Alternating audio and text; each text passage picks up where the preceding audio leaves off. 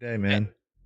it does not take time. Welcome back, horror fans. Oh, no, we gotta fix that. That's not good enough. We need to make sure that's happening. There we go. That's happening. Tricomy, are you with us? I'm with us. Oh, it I works like think a charm. Thank goodness.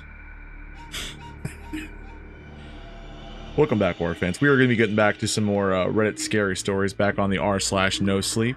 The last ones were fun. I enjoyed it. We had a good time kind of going through a few little creepy little gems right there before Halloween, and we loved it so much. I think we're going to continue doing it.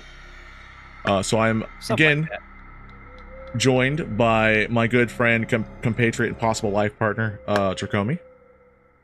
Head real life partner. They're a life partner. Yep, exactly. Let's make sure we get that out there. Okay. One day I'll get him.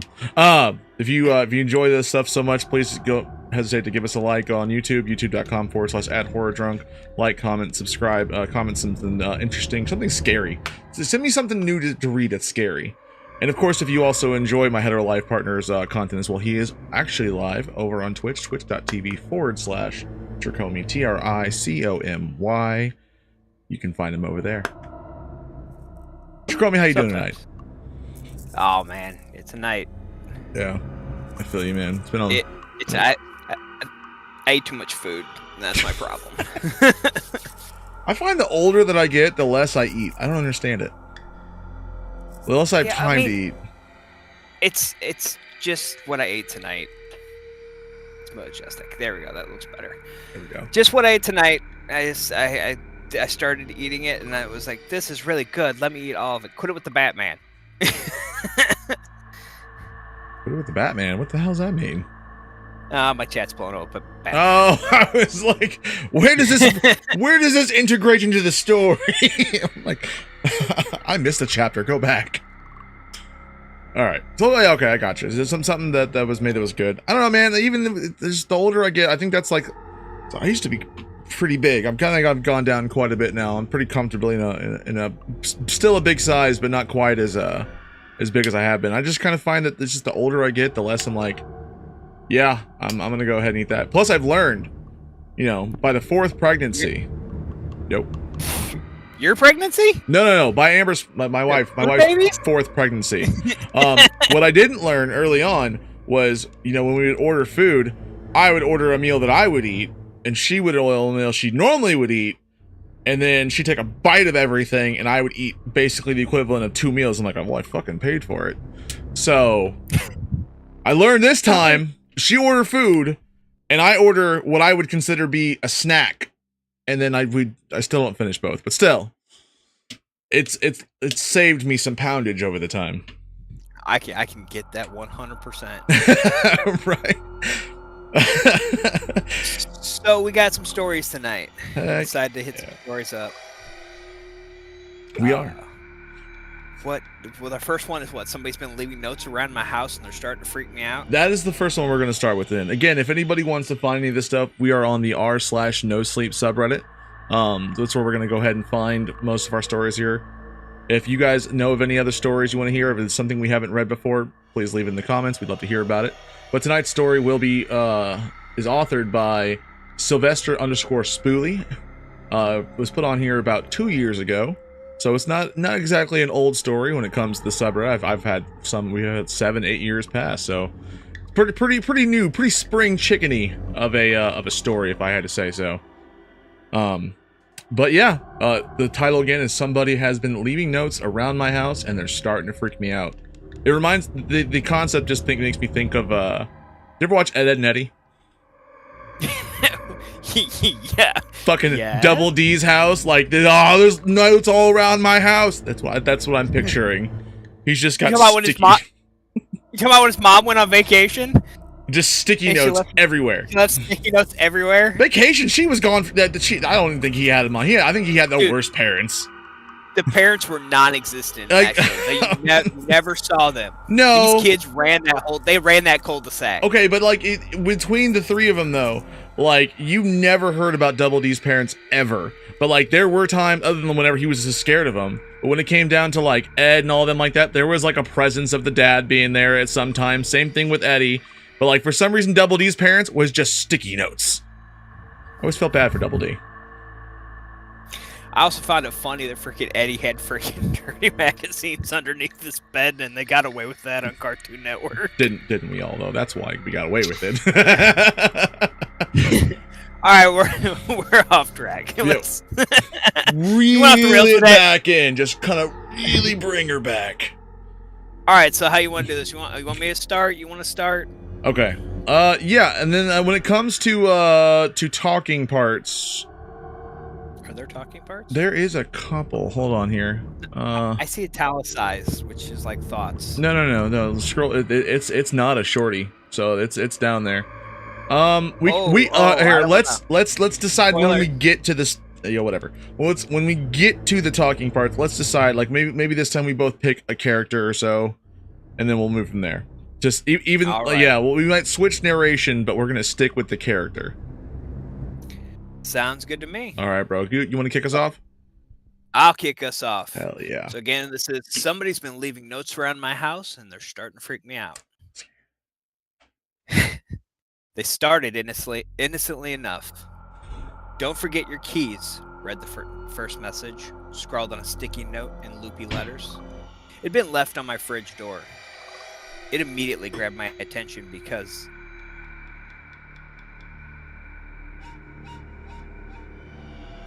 Dramatic pause. Handwriting didn't match mine. Oh. No dramatic pause. Oh, well, you cut out. You cut out a little bit for some reason. Oh, did I? Oh yeah, you're cut out hard for some reason. Oh, okay. Well, and handwriting lost you at. Hold on, just 1 second. Start over with it immediately grabbed the third paragraph. There we go. All right. It immediately grabbed my attention because at the time I lived alone. I had no memory of writing it, and the handwriting didn't match mine when I knew. I was slightly perturbed, but wasn't sure how to react. In the end, I just tossed the note and went to work. Okay, you were good. The second note came a few days later, left on my kitchen counter. The sticky note was pink this time, but still had the same distinctive loopy handwriting. Make sure to pack a lunch today. Again, I was unsettled. Now, any normal person might have reported this to the police, but during that time, I was going through a major depressive spell. I had moved to a new city. Dude, something's playing in the background. It's throwing me off. It's you. Amber, can you turn it down, please? Oh. It's like he's coming all over me, and like I'm hearing myself talk. That is you. That's what you sound like. So Yeah, and that's terrible. Don't let me listen to myself. I already had this discussion. Again, I was unsettled. Now, any normal person might have reported this to the police, but during that time, I was going through a major depressive spell. I'd moved to a new city, away from my friends and family, and had started a new job that I quickly realized I hated and didn't nearly pay enough. Home was lonely and work was soul-crushing. I had trouble enough getting out of bed each morning, let alone filing a report that I'm sure the police would not take seriously. Even more stressed, I crumpled up the note. However, I ended up packing a small lunch for myself Usually, I didn't bother to put in the effort and just ate cafeteria food. But against my better judgment, I fulfilled the wishes of the note. Jessica, thanks for the follow. So just put a pin. So he's receiving random notes, gentle stuff of like just make sure to pack a lunch, and loopy handwriting. So does dude have a ghost wife? He does have a ghost wife. That's sure what it seems like. Right? Like dude just got a ghost wife. Like, don't forget your keys, honey. Well, as I'm sitting here reading this, I have a friend, and she literally told me, she's like, I don't know, how scary is it? I live alone. I was like, I started reading this, I went, ooh. She's like, I live alone. And I'm like, uh-oh. just listening off the most lonely person story ever, be like, you might have turned I promise this wasn't on purpose. We picked this story randomly. You might want to go ahead and switch up on us. Yeah. Head on over to those nicer streams real quick. You ain't gonna last over here. Oh man. Funny. All right. But yeah, no, he's getting left freaking notes by, random ghost wife. Yeah, he's got a ghost wife. I mean, whatever. How lonely? It's the least lonely you could be at this point. Make sure you take a lunch. Okay. Yeah. Need me a ghost wife. Not really. Mine's alive. I'm gonna keep that one that way. Never mind. Ignore that. Comment stricken. Okay. All right. Here we go. That day, the cafeteria was closed. Darn it. The main cafeteria fridge had broken overnight, and many of the frozen lunches inside had gone bad. Management thought it would be better to shut it down for the day. A feeling of unease settled in my stomach after learning the news. It was as if the note predicted it. So hold on. So not only did the ghost wife tell him to make a lunch, but knew that the fridge was going to be broke that day. So she can see the future. It's a ghost wife with superpowers, which is already strange because it's already ghost wife. Right. I don't know why. I just like saying ghost wife. Okay. Sue me. I'd be spooked too. No, I think I'd be into it.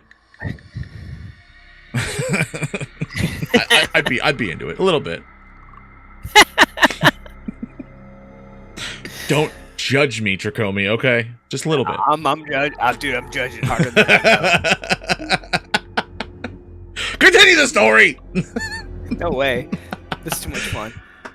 The notes continued throughout the following weeks. They would typically show up on random days, no more than 3 notes to a day. They were all left in obvious places in my apartment, all on sticky notes and in that familiar loopy handwriting. They began to grow more prophetic. Take I-80 today.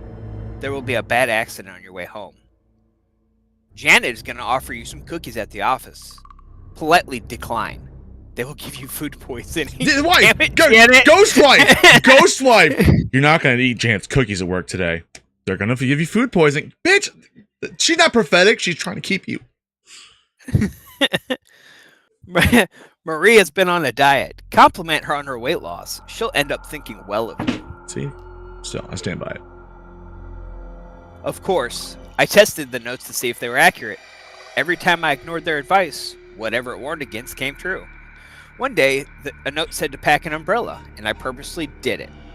It was forecasted to be sunny that day, so any normal person wouldn't think to pack one. But surely enough, I got soaked that evening walking to my car.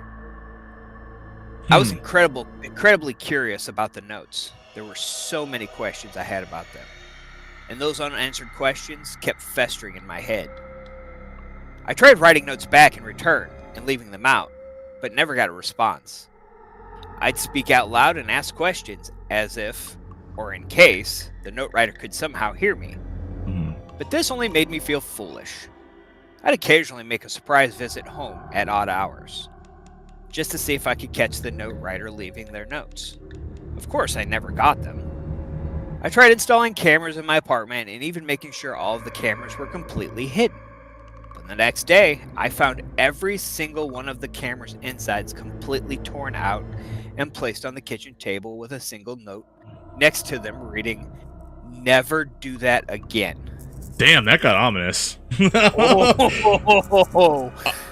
Oh. I was just expecting it to be like, oh, I didn't see him put the note there. The note just happened to be there. But like when it turned into like, no, ripped the shit out of the cameras and then literally freaking left the note be like, hey, guess what you're not going to do, motherfucker? Oh,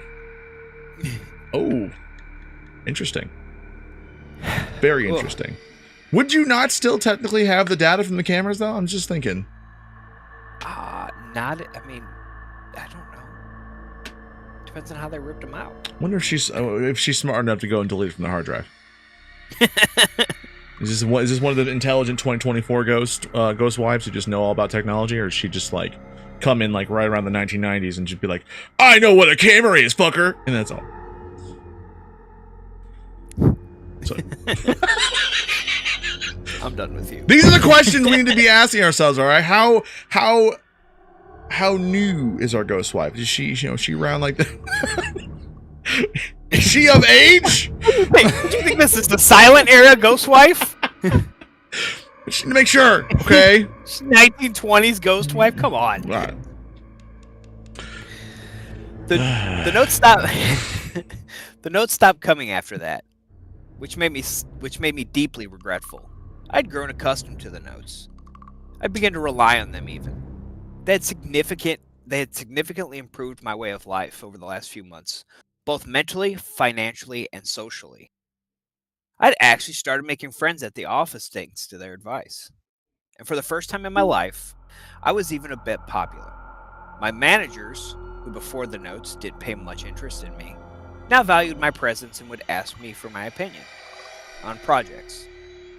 It was no secret that I was on my way to a promotion. Could I still do that without the notes?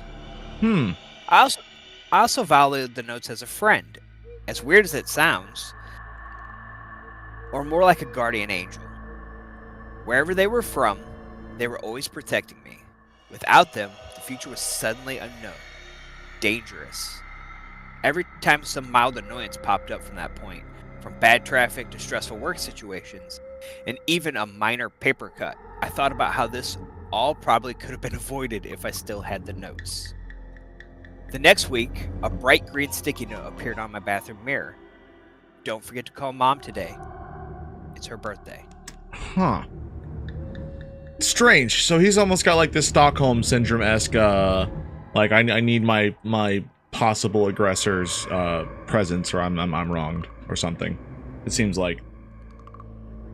Certainly sounds like it. I also want to kind of bring to the forefront just like how long did this guy let these notes come through before he fucking like decided to really kind of get down and dirty with like the I'm gonna find out what it is, because like I feel like the first one I might be like, well, that was weird, but immediately by the second one I'm like, who the fuck is leaving this?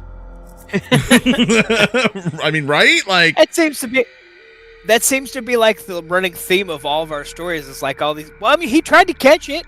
No, he did. Cameron. He did. No, but yeah, but like, how long?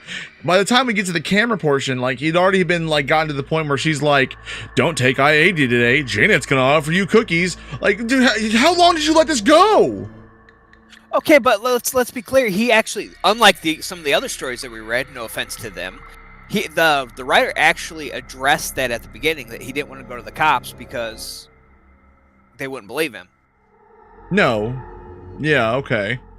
I don't know, so man. The writer addressed all that. The main character doesn't feel that like doing anything about it would matter, so he just kind of let it go. I don't know, man. I think I would just freak out way more by the second note, being like, "Who the fuck?" Like I would be in my attic, fucking sifting through it, looking for fucking Princess Ariete or where the fuck her name is. The little. Who is Princess? You keep bringing up these random princesses tonight. This is the one from so maybe she's not a princess. No, she's the remember the Miyazaki film about like the little people? Remember the Borrowers movie when we were kids? I do remember Borrowers. Borrowers was ripped off of Miyazaki's film, the something of Ariete or whatever like that, where they were basically borrower people. So she's small. Think of Borrowers. Anyway, and get culture. Just obtain some culture, please. Some class, if you will. No culture. Damn it. No culture or class. Someday. Continue. Yep. I was going to do that anyway. I didn't need you to tell me. Got it. I was done with you. I nearly cried. I decided to sack my investigation and just accept things as they were. See? Slowly, the fog of my depressive spell began to lift, and I could feel myself returning to how I used to be. My confidence rose, and for the first time in a while, I felt in equilibrium with my life. Oof. Strange. I went out, cracked jokes, and even managed to clean up my apartment. I also managed to get a girlfriend somehow. Way to go. Her name was Amanda. I met her at a pub when I was out with my buddies. The best part of all this is that for some reason she seemed to actually be into me. She was gorgeous. Way out of my league, really. They all are.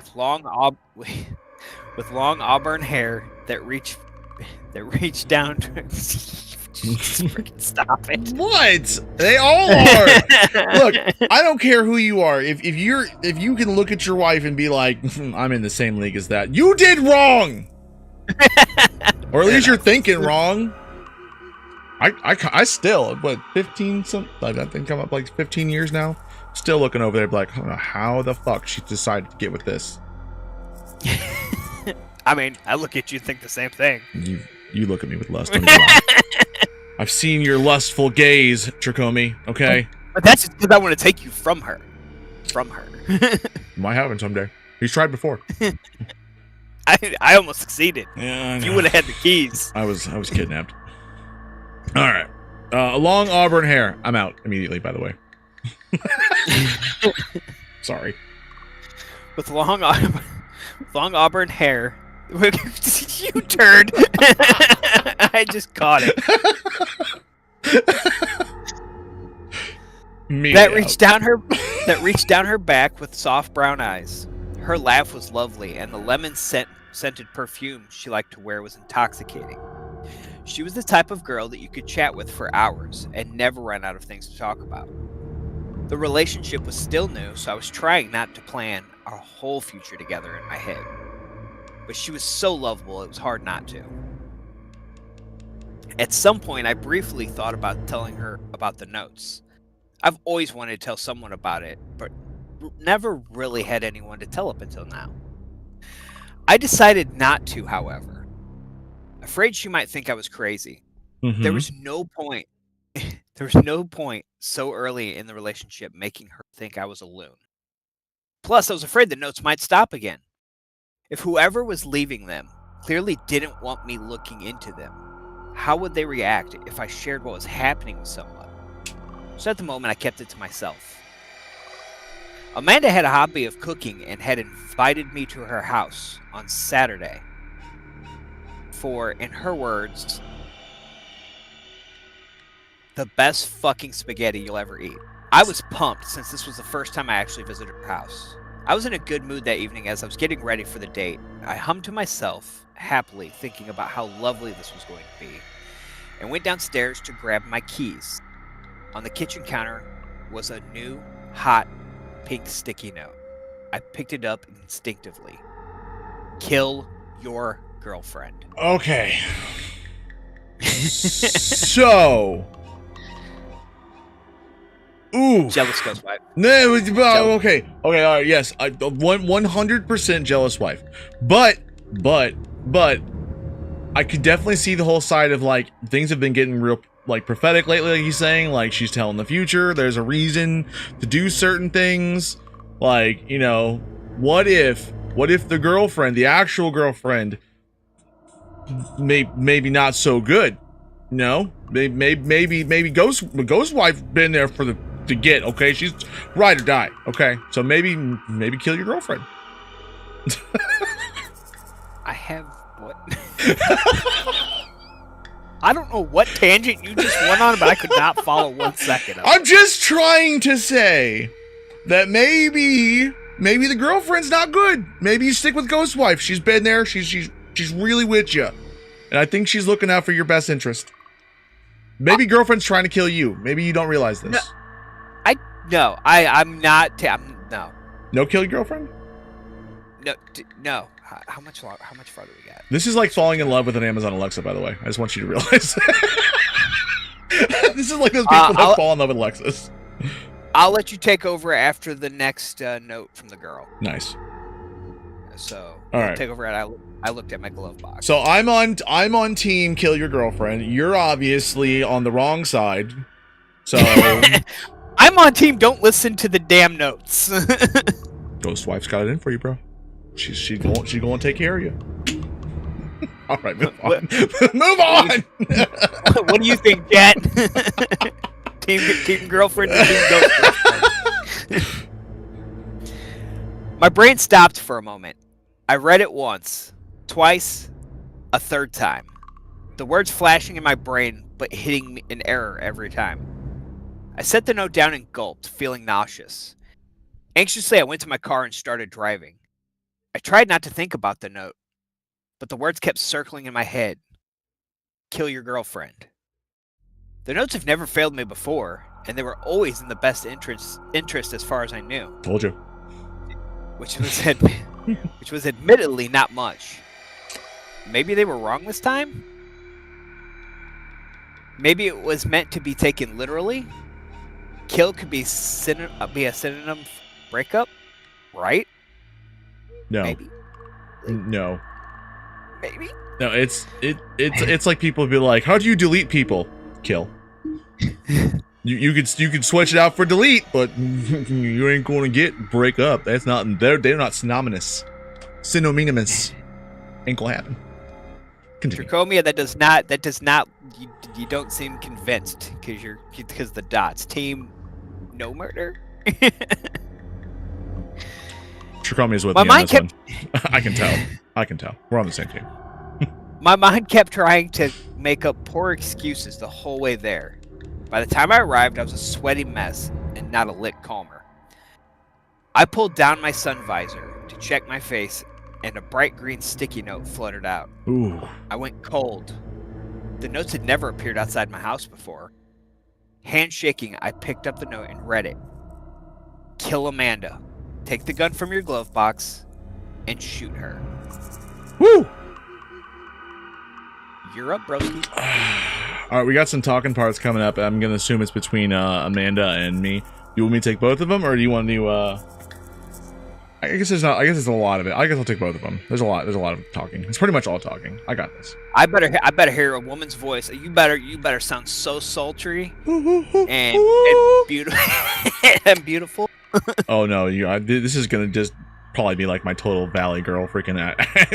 We're getting like, California girls love and know how to party type accents over here. My first girlfriend is a gal type stuff. Oh, you got to bring up the gal, bro. Shinichi, quit looking at my boobs. My boobs. My boobs. Love it. All right, let's get into it. Locking in. I looked at my glove box. I left my what? I looked at my. Okay. Take two. Where's Jim Dale when I need him? Fucking Jim Dale. I looked at my glove box wide-eyed. I did indeed keep a handgun in my glove box for safety purposes. I wanted to puke to believe this wasn't happening. Again, I ignored the note and walked up to Amanda's house, trying to shake the message from my mind. She answered the door almost immediately after I rang the doorbell. Hey, what's up? She said with a bright smile. But when she saw my face, the smile dropped. You okay, Gary? What's wrong? She said in concern. Nothing. I lied, trying to force a smile. Well, actually, I think I might have a bit of a stomach ache. Come in, she said, ushering me in. The inside of her house was cute and homely, and she fretted over me worriedly as she led me over to her kitchen table, then took my hand and rubbed it comfortingly. If you're not feeling up to spaghetti, we can always have another time? Don't worry about it. Do you want any antacids or something? I smiled the way she was so concerned for me over a simple stomach ache. Made me fall in love with her all over again. My heart panged with both love and guilt. The aroma of cooked spaghetti was also extremely strong. And even though she said it was fine, I knew it would probably be a bummer for her to pack all that spaghetti away after just making it. I'm fine, sweetie. I probably just have a stomach ache because I haven't eaten much today. I was looking forward to so much of your spaghetti. Her smile returned again. I always loved how fast she smiled at things. Well then, Mr. Hungry, let me grab you a bowl. She left for the kitchen. I reclined back and sighed. Sticking my hand in my pockets, I felt a crinkle of paper. Shit. I pulled the paper out of my right pocket. Take your chair and bash your head in. I had a hard time controlling my breathing as I stuffed the note right back into my pocket. I also felt paper in my left pocket, and against my mind screaming for me not to, I pulled it out, realizing that it was actually two notes crinkled together. 1 second. Okay.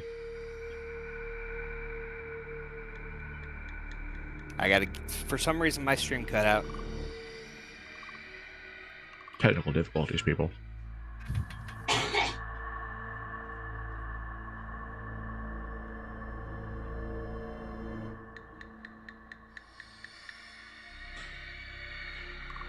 Ooh-ha, ooh-ha.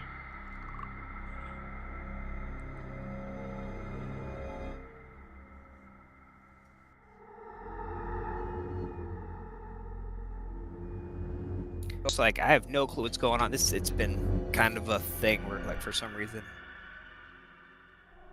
the stream just likes to stop on me. I think I caught it this time, so... You might have a timer set up, or I don't know. Maybe it'll only let you stream for so long, but I don't think that was a thing. No, because we did 4 hours the one night, so... Yeah, but I'm talking about the stream. All right, Chad, let me know. Is it looking all right? Are we back on? We run? You shush. Are we back up and running? Talk to me, somebody. Talk to me. I'm here. I gotta know. I know you're here. I ain't worried about you. But it's just get good, damn it. Tricomy, right? This gets so good. It gets so good. Want to find out what happens. All right, we're back on. Let's see. Where were you at? Take your chair and bash your head in. Hold on. Take your chair and bash your head in. That one. Did she? So he found a note in his pocket. Yeah, he found one in his right pocket. They're fucking everywhere. Like, dude's poor notes. He can't freaking wipe his ass without fucking 4 notes falling out. All right, so the last thing I remember, he was in the car. He got a note in the car, said, "Take the gun, kill her with the gun." And he said no. Then he goes inside, and he gets another note that says, "Take a chair and bash your head in." Yeah. So all right, here's the question. I know you've got a date with your girlfriend, right? You've got a date. It's this date you're going to for whatever. You start finding these notes, and you're like, of course, the first one, like, is again, it's too hard. Ghost wife, I get it. Like, you really want to save the guy, but like, it's too hard. Maybe be like, hey, cancel dinner tonight. Just say that. Like, don't just keep trying to kill her. Be like me, and then maybe he would be like, oh, maybe I should stay away. Or again, how many notes does he have until he's like, I should just stay away from her for tonight? What do you think? Because he's got 2 so far. I'd keep going. You'd keep going to your house? If you started receiving notes from this prophetic ghost person in your life who's like been telling you the future, and then, I mean, sure, the first one, maybe whatever, yeah, you're being a little jealous, but then the second one, I think I'd just stay away from her for that night. Be like, I don't know what the whole story is, but like, yeah, I'm not going to see you tonight. You know? Right. All right, whatever. Well, move on. Okay. Well, freaking my app is telling me that my stream's not live, but apparently I'm still live because I'm hearing myself in the other room. So I have no clue what's going on. I blame Avast. You blame me? I blame Avast too, but my VPN's off. No, I still blame Avast. All right, moving on. Next paragraph. Okay. I had a hard time controlling my breathing as I stuffed the note back in my right pocket. I also felt paper in my left pocket, and against my mind screaming for me too, I pulled it out, realizing that it was actually 2 notes crinkled together. Shakingly, I unwrinkled the first note. Do not eat the spaghetti. Drugged. Why you gotta give Ghostwife that deep voice? It's a no. Why Ghostwife? Why is Ghostwife gotta have a deep voice? Ghostwife is strong wife, okay? She save you. Ghostwife. She save you from all problem, okay? You believe in Ghostwife. Peasant. All right. How dare you? What's that, Gary? Asked Amanda behind me. I nearly jumped out of my skin. I stuffed the note back in my left pocket. Oh, just a note from work. I forgot it was in my pocket is all. I said in a weird voice. She frowned, looked like she wanted to say something, but then thought better of it. Here, babe, she said gently, handing me a bowl of spaghetti. It looked heavenly. I wanted to puke. She sat next to me with her own bowl. She rested her head in her hands and looked at me excitedly, expectantly. I stared at her blankly. Well, take a bite, silly Billy, she said, gesturing towards my bowl. She didn't say silly Billy. I just want to know this is my acting coming out. I ad-libbed that line. So, sorry, I had to call myself out. I always call you out. Thank you. You're gonna make fun of Jim Dale, but can't do anything better yourself. Hey man, does Jim Dale ad lib lines like Silly Billy? Okay. Yes, he does. Don't think you do. Bucko. Don't think you do. All right, hold on. We're getting to the end of it. No, hard into the end. We got this. All right. Take a bite, silly. She gestured towards my bowl. I'm so sorry. I really need to use your bathroom. I jumped up and started looking for the bathroom. She jumped up after me, looking confused. Gary? What's wrong? You're acting weird. When I found the right door, I went in, locked the door behind me. She kept knocking and knocking. Gary? Seriously, what's wrong with you? Is the stomachache that bad? Talk to me, Gary, please. I backed up against the bathroom wall and sank down to the floor. I pulled the 2 notes from my left pocket again, this time reading the second note. My heart sank. She is not Amanda. The end! Is there a second? There is not a second. Not according to this. There's not a second? There's, what? You have to No. You have to finish the story with the idea that you don't know what that was, all right? We're not sure what Amanda was. I don't like it. That's not right. We don't do that. In a good way or a bad way? I I'm gonna say want good more. way. That's the good way then. You did good. Tricomy says lame. Sylvester underscore a spoolie. I think it's well done. All right, here's why I think it's well done. I think exactly spelling it out takes away from the scare. When you leave with that little bit of like, what is that thing? Like, what really is it? Once you kind of give it form and give it like this whole like explain what it is, it almost makes it less scary. Like if we would have actually found out it was an actual ghost or something like that. Okay, yeah, we're confirmed. It's less scary now because it's just Edith who died in the 1940s.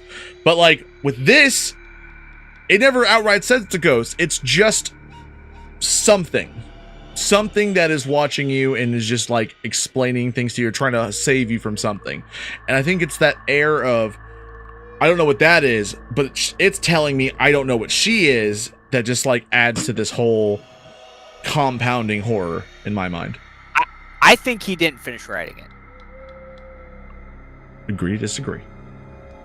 Well, you can be wrong. 8 out of 10. I did well. I think it was well. I give it 5 out of 10. I think the premise was amazing. I can't stick with the end. I'm sorry.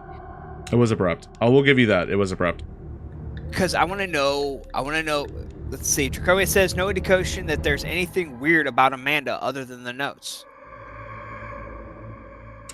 I mean, following to the bathroom after he says, "I'm sorry, I really need to use your bathroom," and then going to the door and just knocking and knocking and knocking, and then like, I mean, I guess he's not answering her, which, yeah, maybe. But I do find it a little distressing. Like, if I got up and was like, I gotta really use your bathroom. I've been married freaking for over 15 years. Like, I don't think my wife has ever been like, oh my God, is he gonna be okay? She's like, I'm not about to go listen to that. Like, okay, but let's back up, because I'm gonna go with what Tricomy is saying in the chat. Imagine you're in the dating phase. All right, you've been with this person for a little bit, and they start acting weird, completely different than what they normally do. okay. You're not gonna be at all concerned. No, I'm not saying she shouldn't be concerned. What I'm just saying is that, like, I think it's a little. You just said you wouldn't be concerned because you're like, oh, they're acting weird. But she gave her a reason. He's like, hey, I'm gonna go to the bathroom. I think the fact that she's saying like, hey, I'm going to the bathroom should be enough to be like, hey, I'm not gonna follow you. You're obviously gonna go shoot your brains out. But I mean, but honestly, if I was gonna tell you, I know we've been friends forever, but I don't care. You meet somebody new, you have a new coworker, and he's like, I really gotta go to the bathroom, and just fucking takes off. You're not like, Frank. How are you, Frank? They're not completely new. You got to remember that they're in that early relationship phase, so they know each other enough to be dating, but not enough to be like husband and wife been married for like 20 years that she jumped up and went to the bathroom real quick. She's got to take a poop. I think he gave enough reason that she shouldn't have been concerned, and her concern was a little out of left field. That's the way I feel about it. I think you're wrong, and we're gonna agree to disagree. Okay, we can agree to disagree. That's why we do this. No, you're still wrong. You can just be wrong. There is more. There's not more to this story. There is more from Sylvester _Spoolie. I've been kind of scrolling through, seeing if there is a second to this or whatever like that. There is nothing on her page, but she does have a lot of stuff. Some harder subjects, which we're not going to get into, and some NSF content. But if you did like this story, check out some of the other stuff. Be careful though. I'm not sure. I'm not going to check right now of what the NSF stuff is right now on stream, for reasons. But there is NSFW stuff on there. So well done. All right, so Thank you. I pulled up another one. Which one? I picked up if the time stops at 1:09 a.m. roll over and pray that they think you're asleep. Hold on, let me pull that one up. I just haven't loaded it. If the time... I see, I agree, Tricomy. It didn't leave me feeling creeped out or anything. It just disappointed. Like I said, I feel like I'm not alone in this one, only because like there is... apparently it got good ratings. I searched everything by the good rating thing, so it's high up there. So there's enough people like me who, number one, think Ghost Mom is best mom, and or Ghost Wife is best wife, and then also probably feel that like the way they did it was creepy. So nothing in their like of the story has ever told you that Ghost Wife was best wife. I guarantee there's no comments on that. Ghost Wife is best wife. Anybody watching the video right now, comment below Ghost Wife is best wife, so we all know who best wife is. Ghost Wife. It is not Ghost Wife. All right. All right. Did you get the new ones pulled up? The if time stops at 1:09 a.m. All right. I do have it up. All right. So this is going to be the author is Me So Scared. Love it. Lovely. MESO Scared. All one word.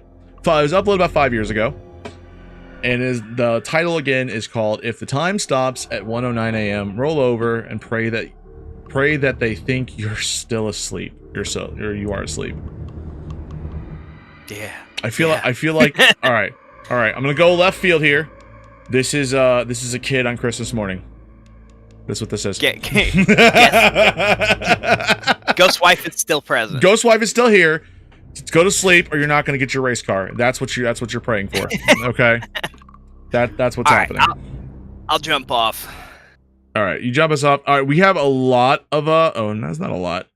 We have well, it's something. Yeah, I don't want to spoiler. I'll spoil. You ready? Yeah, go ahead. Yeah, I know. All right, here we go. The title basically says it all. If you're wondering who they are, well, that's the strange part. It's your family or roommate or whatever. I've never heard of this happening before, so I'm not sure what I can really do about it, other than pretend I'm sleeping, of course. That's the only thing that seems to keep them docile. Let me explain what's been happening in a little more detail. This has been going on for the past 3 nights now. I didn't really think much of it the first night because I honestly thought my family was pulling some prank on me. That is until last night when I was attacked by my wife. The first night was a pretty early night for my wife Kelsey and my twin boys Eric and Aaron. All of us were out cold by 9 p.m. We had a pretty long day of splitting wood to stock up for the upcoming winter. That night, I woke up to an odd silence in the house. Like everyone had left and I was alone in the house. I grabbed my phone and I checked the time. 1:09 a.m. I rolled over just to check if my wife was still sleeping. And when I found the bed empty, I sat up and looked around. The house was pitch black, other than the hall light by my boy's room. We left on, and that dim light, I could see 3 shadows cast along the hallway wall as my bedroom was left open. You're doing wonderful. It's The writing is a little off. Yeah. Kelsey, I groggily called out. I could see all three shadows twitch at the sound of my voice, like they were startled. Kels! I called a little bit louder. This time a shiver was sent down my spine as all three heads of the shadows looked in my direction. Ooh. What the fuck? I whispered to myself, tossing the blankets off from me as I got up to investigate. I tiptoed to my door with a feeling of unease growing in the pit of my stomach. I got to the door. Once I got to the door, I peeked around and was pretty creeped out at what I saw. Kelsey and the boys were standing still as statues with their bodies turned towards the boys' room. Their necks, however, strained to stare directly at me. Huge smiles that looked painful to maintain plastered on all their faces. Oh!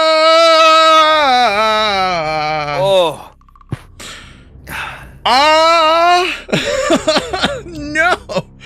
Oh! This is giving me like, did you watch the first, Smile? No, smile, yes, but also like, ooh.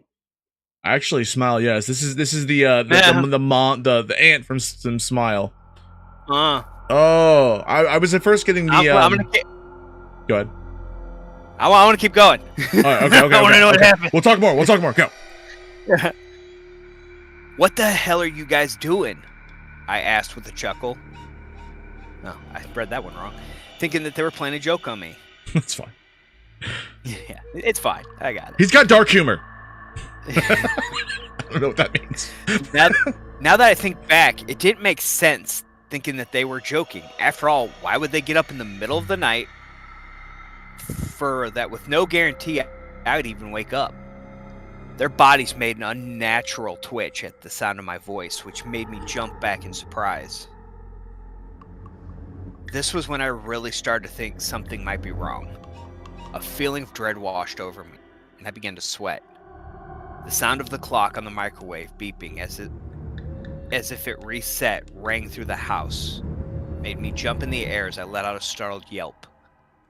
My boys turned instantly and walked back to their room, Kelsey doing the same.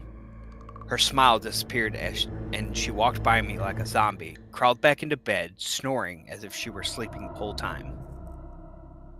Confused as hell, I walked back to my side of the bed and checked the time on my phone. What the? I said to myself as I noticed the time. 1:10 a.m. No way, and only a minute had passed since I first woke up. It had to have been at a very minimum of 5 minutes.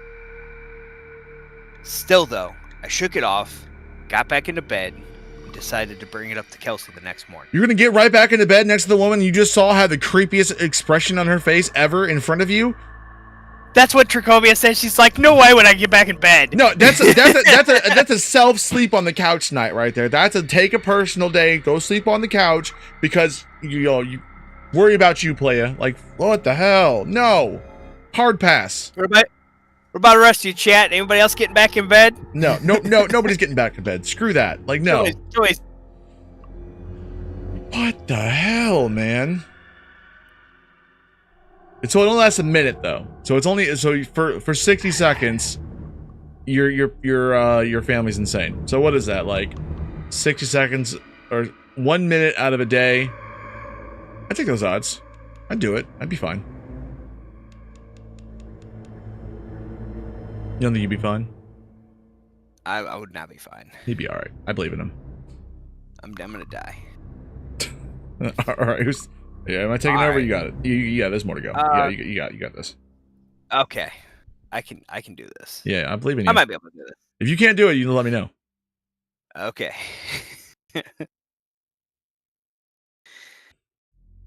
The next morning, I woke up and everything was back to normal. I could hear the boys playing in the living room and smelled bacon and eggs as Kelsey cooked breakfast. I got up and walked out with a smile as I remembered their little joke from the night before. Good morning, pranksters, I said with a laugh. They all stared at me with a confused look on their faces. Huh? My wife finally said.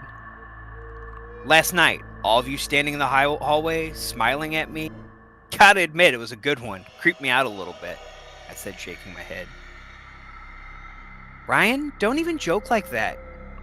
You know those creepy smiling people stories freak me out. Kelsey's smart. Kelsey's intelligent. Hey, you were the one trying to freak me out in the middle of the night. I laughed. By the way, how the hell did you get the phones to stop time at 109? That was a good touch. What? Hold on. What do you mean you got the phones to stop time at 109? You woke up at 109! That's the whole time for a whole minute! Right. My whole family was looking at me like I was a nut job. Because you are. And simultaneously, they all started shouting it wasn't funny and that I was scaring them. I was bewildered. I didn't know if they were still on the joke, still in on the joke, or if somehow they'd all been sleepwalking. That wouldn't explain the time, though. Okay. And I shouted. It must have been a damn dream. I must have been having a damn dream.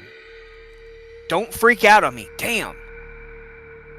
I turned and walked back into the room, more confused than ever. I knew I wasn't dreaming. Were they this serious about their little prank? Or did they really not remember? Either way, I figured I'd settle it that night. I'd simply record them with my phone if they tried it again. That'd ruin their little joke pretty quick. Alright, OP has the dumbest dad award. I just want to say that. Like by far, just dumbest dad award. The woods stop time at 109. Dumb. Oh, Dumb. Come on. Just the longest minute ever. Dude, have you ever been like in a scary situation? Like that shit goes slow.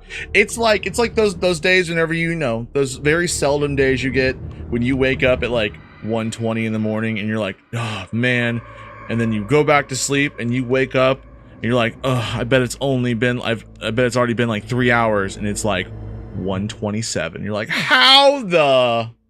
It's one of those nights. SL Mitra says, I don't think sleepwalking is a group activity. Well, you don't join it to group sleepwalking? That's fair. Fair enough. Oh. I mean, yeah, have I ever been in a scary situation, sir? Do you not remember I stood face to face with dudes in a cage? I know what freaking slow 1 minutes feel like. I thought you were gonna sit there and say like I just stood face to face with dudes, and I was just like, that's all you had to say, bro. We get it. Aggressive cuddling, bud. Aggressive cuddling, best thing ever. Oh man. All right, where are we? All right, let's round this out. Satisfied? Yeah, that's you. Oh, you keep going. You go now. It's your turn. Oh, my turn. We got not a whole lot left. Oh my. All right. So we're satisfied. Satisfied with my plan, I went about my day. The boys helped split and stack more wood while Kelsey did some running into town. Before I knew it was nighttime again and we were all in bed. I made sure to have my phone charged and right next to me, ready to catch them in the act. Once again, I woke up hours later. The same eerie silence filled the house. This time, my adrenaline started pumping as the feeling of dread hit me like a ton of bricks. I grabbed my phone, lit the screen up, 109. I tried to switch it to record. My phone was frozen. Fuck. I looked over at the hall and seen the same shadows as the night before. This time, a little closer.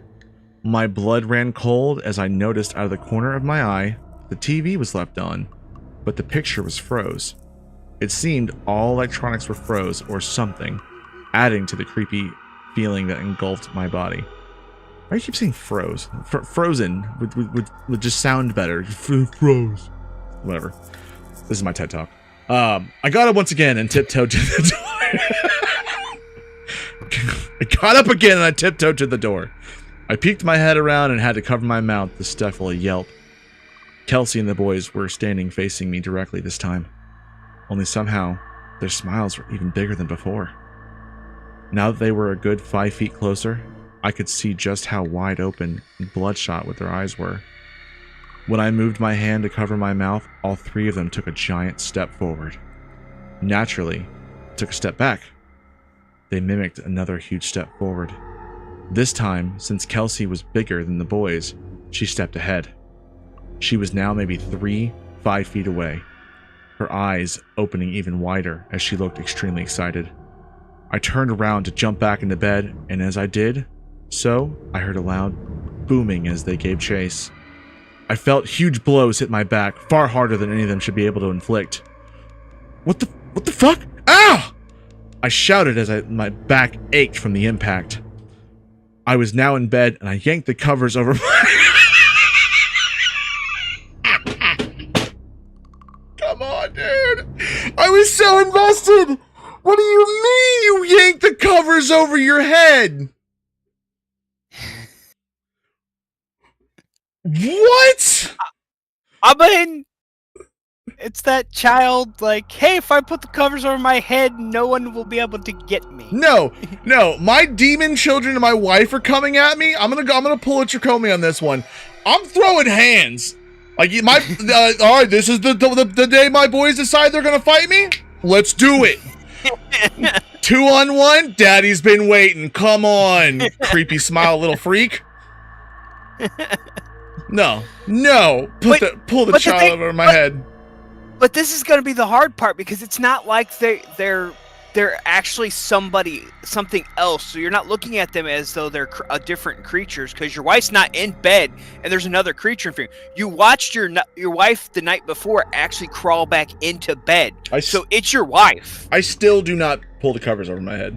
Sorry. You're not throwing hands on your wife, I'm telling you right now. No, I just gotta put one hand out like this, and while she's a swinging, but she's not tall enough, so she's not gonna hit anything. She's eating your hand, and you're going to sleep. What we do in the privacy of our own home is not put on Twitch. Tricomy is like, why would he get back into bed? Exactly. Go back to bed and everything will be better. That didn't work last time. You have no evidence to be like, this is how I escape, other than your pussy. That is the only fucking response you get from this. Whatever. I'm continuing. This guy's a pussy. Bring us to the end. Worst dad award goes to this guy. All right. Childish. I know. He doesn't have the fucking half of it. But hey, I wasn't listening to my strike. I wasn't about to strike my wife. Thankfully, as I laid still, the blows stopped, and I heard heavy breathing from what I assumed was Kelsey. Only it sounded way too deep and raspy. Then the breathing stopped altogether, and silence filled the room. Welcome in, Maisie. Welcome in. Maisie. Oh, hold on. I know you're not asleep. She whispered so fast I barely made out what she said. Just then, the beeping of the microwave filled the house and the TV resumed. I heard the soft sound of footsteps leave the room as the boys went back to their rooms, followed by my pressure next to me in bed as Kelsey climbed back under the covers. I quickly grabbed my phone, checked the time. 1:10 a.m. This didn't make any fucking sense. I did my best to go back to sleep, but needless to say, I didn't sleep much. I tossed and turned as I tried to figure out what the hell was happening. I tried to figure out what steps to take next. The only thing I could think of was to pretend I was asleep next time, since my lack of movement seemed to stop the blows. If they thought I was asleep altogether, maybe they'd just stand creepily in the hallway. It was worth a shot, I guess. I'll update tomorrow and let you guys know how last night went for me. I was still extremely scary, but hey, I didn't get attacked, so that's a start, right? I've got another plan for tonight too, but I'll just put that up in the update for tomorrow. Wish me luck. And if anybody's got any ideas of what to do here, please feel free to help. Well, he didn't post, so he's dead. There's no, come on. There's gotta be. These people are killing me. This is 2 for 2 for you being upset. I'm only upset because this guy gets the worst dad award. He gets the worst dad award for being a thriving piece of crap and just a huge lady part. Sorry, anybody listening. Macy says hello, Tricomy. Hi, Macy. There's no, come on. He didn't finish the story. There's nothing more. This is it. Did you go to his thing? Me so scared again is the author. MESO scared, all one word. No, let's get it straight, dude. Good story. Like, oh no, well done. Definitely well done. I wanted an Yeah, there's no update. This I is want the an last update. story. This is the last story he Oh, what? posted 5 years ago. There is no update. He has one other story on here, which did okay, but yeah, that was the only other post he had. Was the if the time stops at 109 was posted 5 years ago, and he hasn't posted a single thing since. So I think we're gonna go assume that he there is no end to this unless he posted it somewhere else we haven't found. If anybody knows that there's an end to this, put it in the comments. He ain't alive. Right? No, he's dead. 200% he's dead. So, do you want to take like a consensus from our chat, see if they want us to read another one, or if they want us to move on to Demon? I'll take a consensus from your chat. Let's take consensus from my chat. Hey, chat, what do you want me to do? Do you want us to read another story? Or do you want us to move on to Demonologist? And if you don't know what Demonologist is, it's a paranormal investigation horror game. Yeah. Okay, Tricomy says story.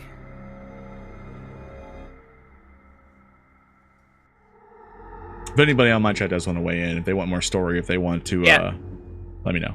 Yeah, Maisie, do you want to listen to another story, or do you want to, or listen to a story, or do you want us to move on to a game? Maisie got like into the end of that one, so she didn't get a full story.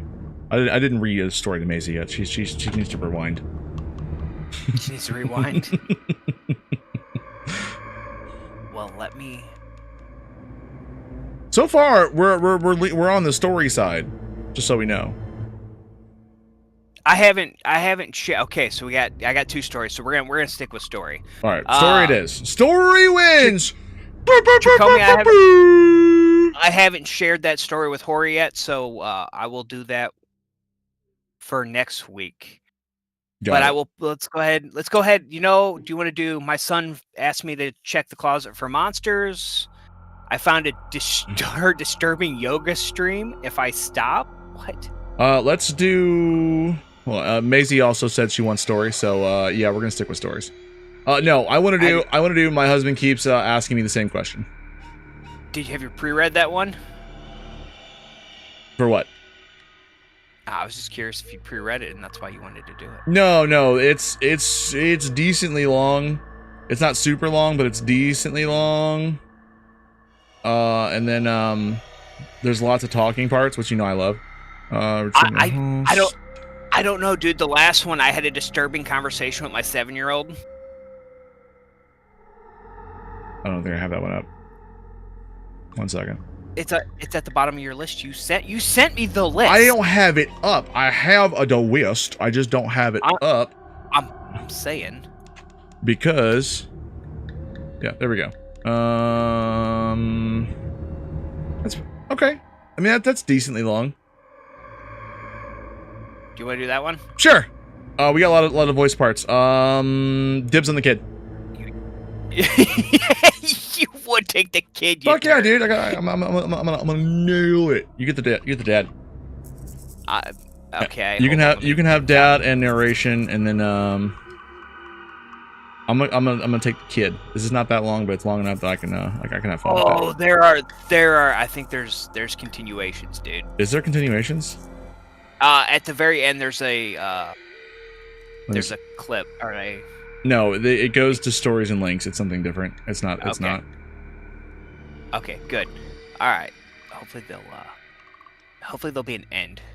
All right. You have the dad and the narration, and I'll take the kid and everybody else. Pasty. Hi, princess. All right. Are we gonna get ready? Let me do my thing. We're over here in r/no-sleep. We're watching reading some more stories, some more horror stories, the scariest ones I can find tonight. We'll find more scary ones. Moving on. Princess, welcome in. This next story is read or authored by written by. There we go. Written by Sam Haysom. It was uploaded about 5 years ago to the r/no-sleep, and the title once again is called I Had a Disturbing Conversation with My 7-year-old Daughter. Been several weeks I've been in the coffee. I'm so glad you picked the kid. Dad. Oh, I'm gonna kill it. Oh, I'm gonna kill it. You want me to narrate? Yeah, you can do narration and the dad, and then I'll do the rest. Okay. All right, here we go. We're gonna start. I can't wait to hear this. I'm so excited. Doing good, Princess. How are you? Dad? Dad, I saw a zombie. Dad? You sound like Butters! Dad? Dad? Dad! You sound like Butters from Perfect. South Park. That's what we're gonna do. Hilarious. That's what we're gonna do. You're gonna kill me. Hey, guys. Hey, guys. Oh, hamburgers. Dad. It's Butters. Freaking Butters. you gotta. I can't read. Freaking. Yo, still hay mantequilla. Hold on. I gotta freaking wipe my eyes because I can't freaking see. We'll get through this one somehow. I don't think we are. It's going to be less and less Buttersy as it goes on, just so you know that. It's going to be terrible. All right, I think I'm good. I got tears streaming out of my freaking eyes. All right. Hold on. And I didn't cry. all right. Center? I was in the kitchen making tea when my little girl came rushing in. She ran through the back door so fast she almost tripped up the step. Oh yeah, it's a girl. I poured boiling water from the tea kettle into a mug, hardly looking up. Oh yeah? All right. Oh yeah, yeah. All right, it's a girl. Butter? It's I know. I things go in my head. Jehan, welcome in. It's a girl. I have to change the voice now. I can't be Butters anymore. Oh, fine. I'll do Butter. We'll assume I didn't read daughter. Okay, and they're at 7 years old. There's no difference really. Yeah, I did. It's You can't do that voice. You can't do it. I can't. You're gonna take me out. You're gonna take me out of the story the whole time if you keep doing that damn voice. Its face was all pale and messed up. It was gross, Dad. I can't even do it anymore. I'm laughing too much myself. I can't even do it anymore.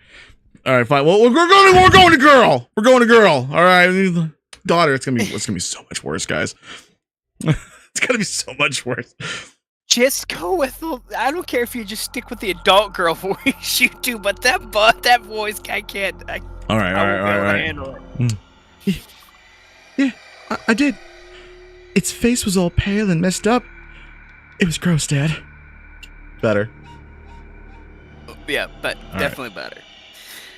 I put the kettle back and picked up the milk, sighed inwardly. I really had to be more careful about what I watched on TV in the evening. Rosie had a habit of sneaking downstairs in the night, and last week she caught me watching The Walking Dead, of all things. She had zombies on the brain ever since. I kept telling her they're not real, but it doesn't seem to make a difference. Sweetheart, what did we say about zombies? I scooped up the tea bag out of the mug and dumped it in the bin.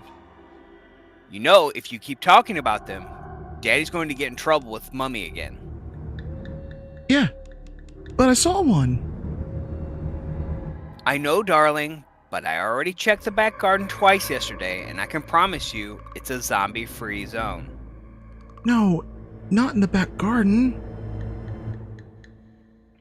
I didn't see it in the back garden.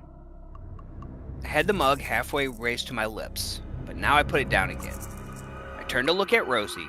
Her hair was windswept and her little cheeks red, as if she'd been running. Sweetheart, I put on my best stern, Dad's not happy voice. I'm going to ask you a question, and I want you to be honest with me. Have you been playing along the path out back again? I didn't really need to ask the question because I already knew the answer. Rosie is allowed to play in the garden on her own, and sometimes, if she asks permission first, we let her ride her bike along the path at the back of our house, the one that runs past all the neighbors' back gardens. But that's all we allow her to do. The area is pretty safe, but these days, you can never be too careful. There was a burglary a couple of roads over a few months back, and last year someone was mugged on the high street. Several years ago, a few towns over, a little boy even went missing. That was quite a long way away from here. Quite a long way away from here, of course, but it made national news for a few days until the search fizzled out. And it made a lot of parents more cautious. Rosie's getting older now, and she's an adventurous girl, but still, you have to have boundaries. And on a few occasions, lately, Rosie's been crossing those boundaries. Riding her bike further than she should, not coming in straight away when we called her, sneaking out the back gate when she's only meant to be playing in the garden. Kids will be kids. I think we're too strict these days. Oh no, dude! If them streetlights came on and I heard David, no, I was on my way. Well, the streetlight thing, yeah, but you go, venturing out a little bit past your little area. Like when you're a kid and you have my parents would be like, oh, you have between this street and this street. And, we push the boundary a little bit and, you go past the forbidden street a little bit sometimes. I mean, that was adventures, man. This ain't Harry Potter. There was no forbidden corridor. We did. we were allowed to venture. I mean, it was pretty far still, but my kids stay in the backyard nowadays, but it's like, when I was a kid, it was like, all right, cool. You can go 5 or 6 streets down that way, 5 or 6 streets down that way, and then the younger brother can only go 2 or 3 streets. I don't know. We had like this range of area we were allowed to play in, but it was still like this is a considerable size. I wasn't allowed to go to the next fucking county or whatever, but it's a decent little area. For us, it was streets. Like, hey, you can't go down this street or don't go down towards this area, but we had reasons why we didn't go down there. No, yeah. I know where you grew up. I know. Yeah. Eyes synced it. So I get that. But I don't know. It's just like pushing boundaries is part of being a kid. Let a kid grow up. Let them go on their small little adventures. Then they're probably not going to get hurt. But then keep an eye on them too. Keep an eye, but let them adventure. All right. As I watched Rosie now, I noticed her face growing redder. She looked away from me, down at the kitchen floor, and scuffed her feet. Dad, I only went a little way down. I promise. I was chatting. No, that was you. That's still you. You're still there. Oh, is that still me? Oh, here we go. Still you. All right, sorry. Oh, sorry. I promise. I was chatting to Mr. Henderson because I saw him in his back garden. I said hello and made him jump. I sighed. So there it was. Mr. Henderson was Rosie's zombie. Yesterday it was the postman. The day before it was a different neighbor. I took a sip of tea and shook my head. Mr. Henderson was, in fairness, a better candidate than the others. The guy lives on his own, and he looks about 100 years old. Moles all over his face. Skin like a deflated balloon. And whenever we chatted over the garden fence before,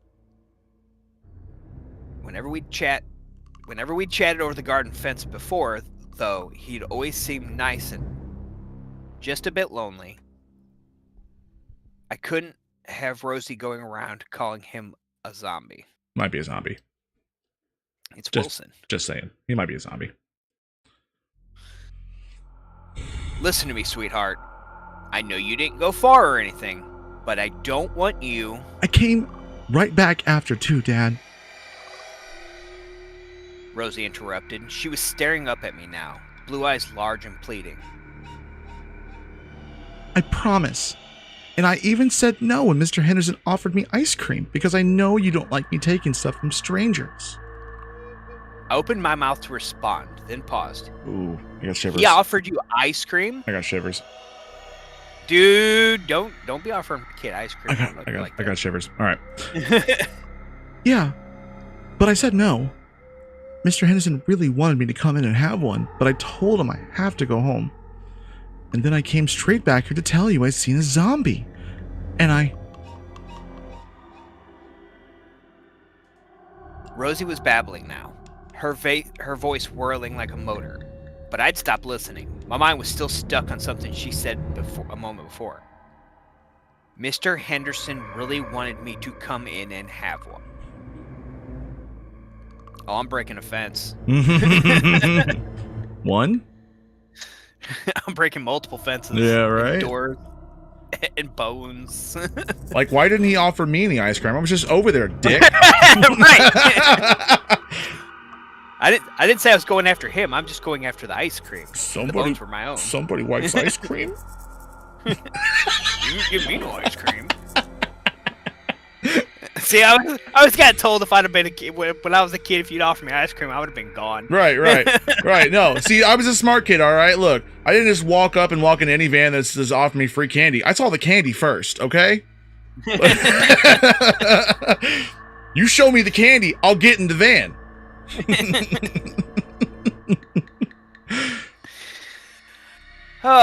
I took another sip of tea and frowned.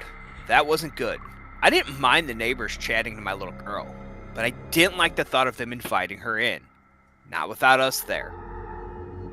Not even if they were just a kind, lonely old man. I made up my mind to go around and visit Mr. Henderson later and tell him that myself. Kindly, of course, but firmly. In the end, though, I didn't get a chance because a few moments after I'd had the thought, Rosie said something else, something that pushed everything else from my mind and ended any idea I might have had about going over to Mr. Henderson's house. She said something that made me feel cold. Daddy, please don't stop me from playing in the garden. I promise I won't sneak out again. I don't want the zombie to get me.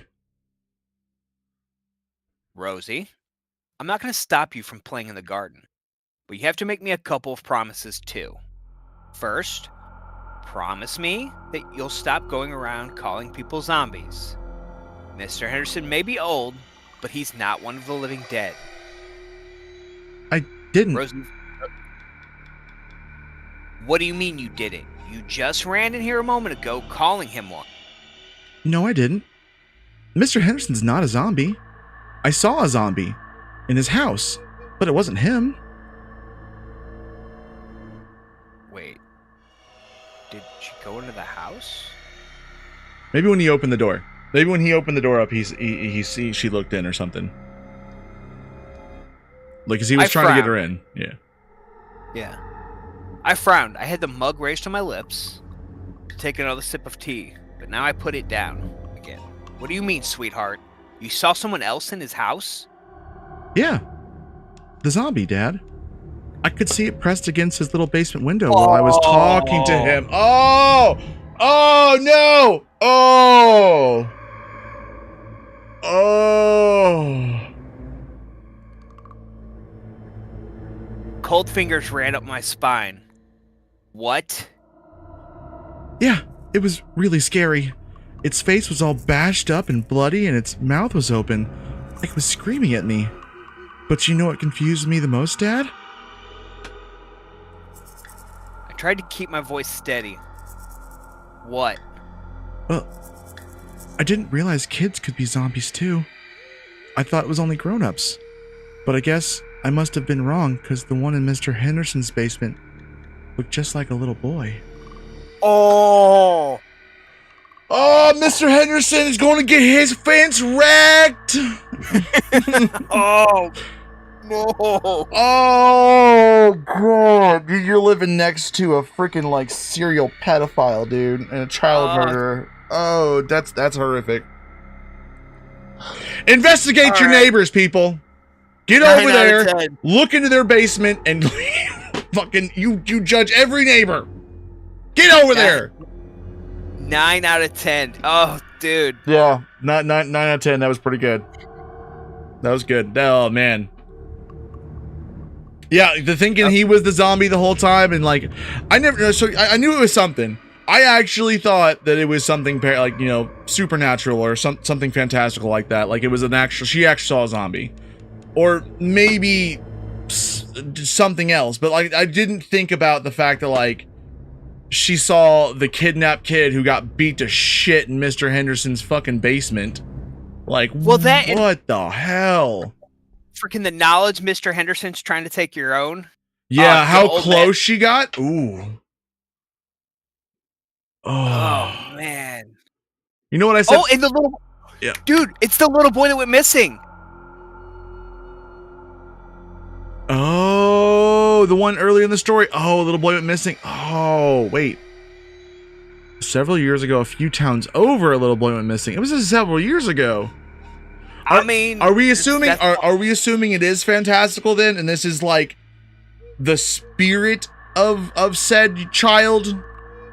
I mean, could be, or he's just had the kid locked in the basement for a couple years. Face all bashed up and bloody. Its mouth was open like it was screaming at me, but you know what? Confused me those. So like maybe he's fucking Frankenstein this kid and just kind of kept his bloody or his bashed up corpse in the basement for 7 years. Because it doesn't say he moved. It never really. Well, I mean, you have to think that he moved, but it does never say that she saw his move. All she says is it was scary. Its face was all bashed up and bloody, and its mouth was open, like it was screaming at me. So, like, either Mr. Henderson's one hell of a guy and knows how to fucking put in soundproof room and shit like that, like the guy from fucking Black Phone or whatever, or she just saw a dead kid, and maybe it is that kid. Oh man. Because if he's a serial, so if he is a serial killer, let's just go on that aspect. Several years ago, and it was what, like a few towns over. Yeah. Well, nothing said the kid was dead though. That's the thing. It just said he went missing. Well, he's a zombie. You got to assume. But several years ago, he's not still a kid. If he picked him up when he was like 10, he's 17. That ain't no kid. No, it said a little boy went missing. So if he was 5, he looked like he was 8. 7 years. 5 plus 8 is what now? Hold on, wait a minute. It said 7 years or several? Several years. Okay, several does not mean 7. I'm fucking Googling it. Fucking Googling it. Google several. Googling it. All right. Come on, shit, back me up. Several.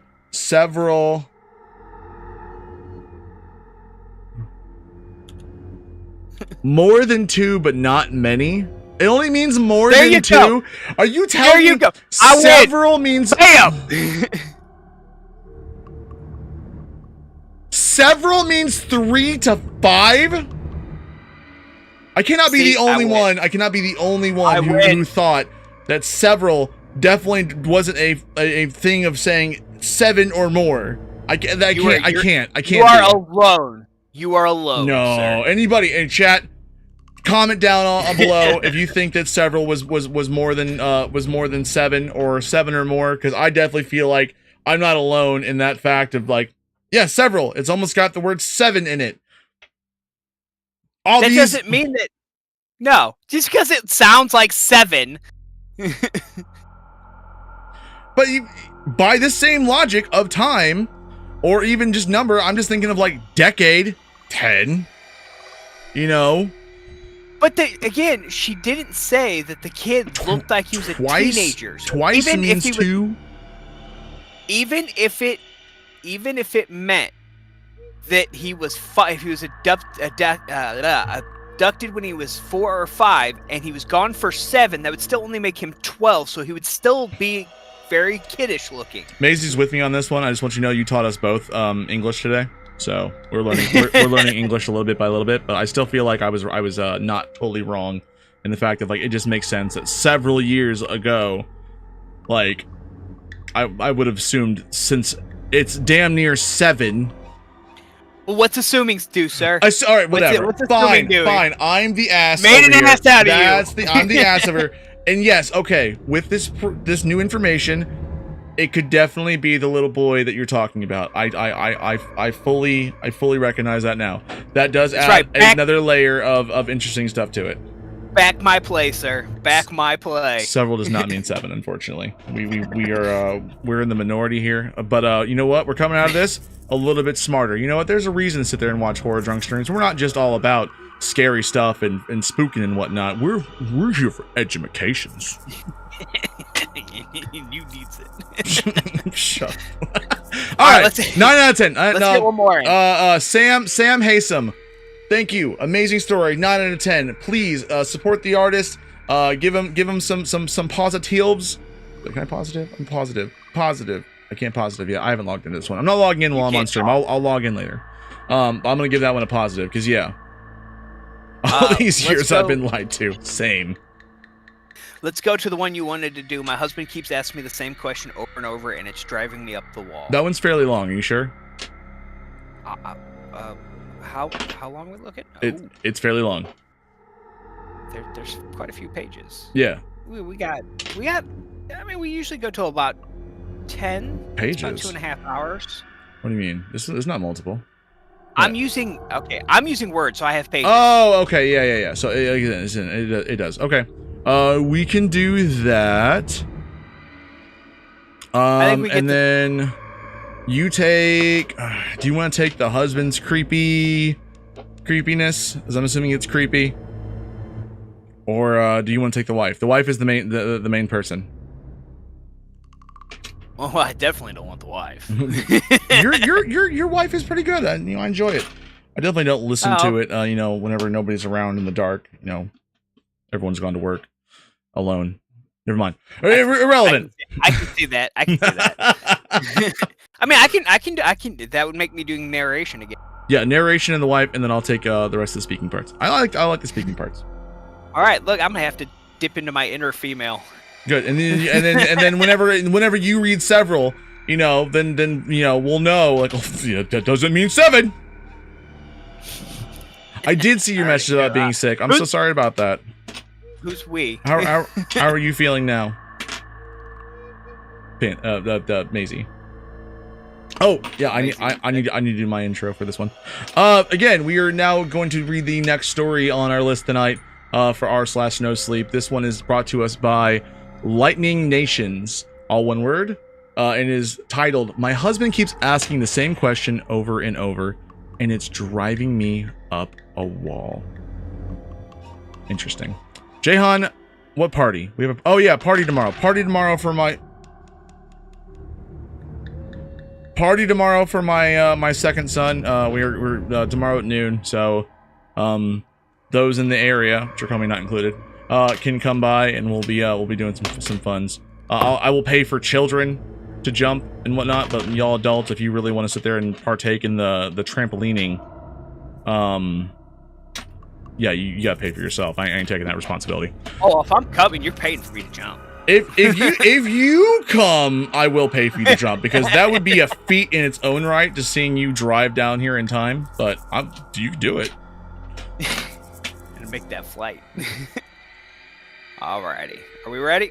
So I'm sorry to hear that, Maisie. Constant coughing. A lot of people have been getting sick with that lately. So I'm glad it's still sick with not too bad. I'm glad it's not too bad, and I'm glad that hopefully it gets better soon. We'll keep you in the prayers. All right, take us away. Alrighty. My husband started telling dad jokes before he was old enough to pour his own juice, so I may have missed a red flag or two. Yeah. Or 4. But in my defense, this kind of juvenile behavior seemed very on brand at the time. Let me give you some quick context. The entire first year, Steven and I lived together. Anytime we exchanged I love yous, he would quickly pinch my cheek and shout, "Bzzz, make your own damn waffles." Oh, I guess I should have let you do that, huh? Nope. Neither of us even liked waffles. He just got a kick out of spoiling the moment, and although I'd groan and roll my eyes, dumb shtick cracked me up. Lord help me, it absolutely cracked me up. So when I shuffled into the kitchen one morning, fresh from sleep, his odd remark barely registered. Can you see me smile? I glanced at Steven from across the center aisle. What? He leaned back and blinked. What? Thought you said something. He shrugged and shook his head. My imagination then. As I poured a cup of coffee, he said it again, quieter this time. Can you see me smile? Here we go. Steven's jokes were usually unfunny for the first week or two, until his relentless commitment tickled my funny bone.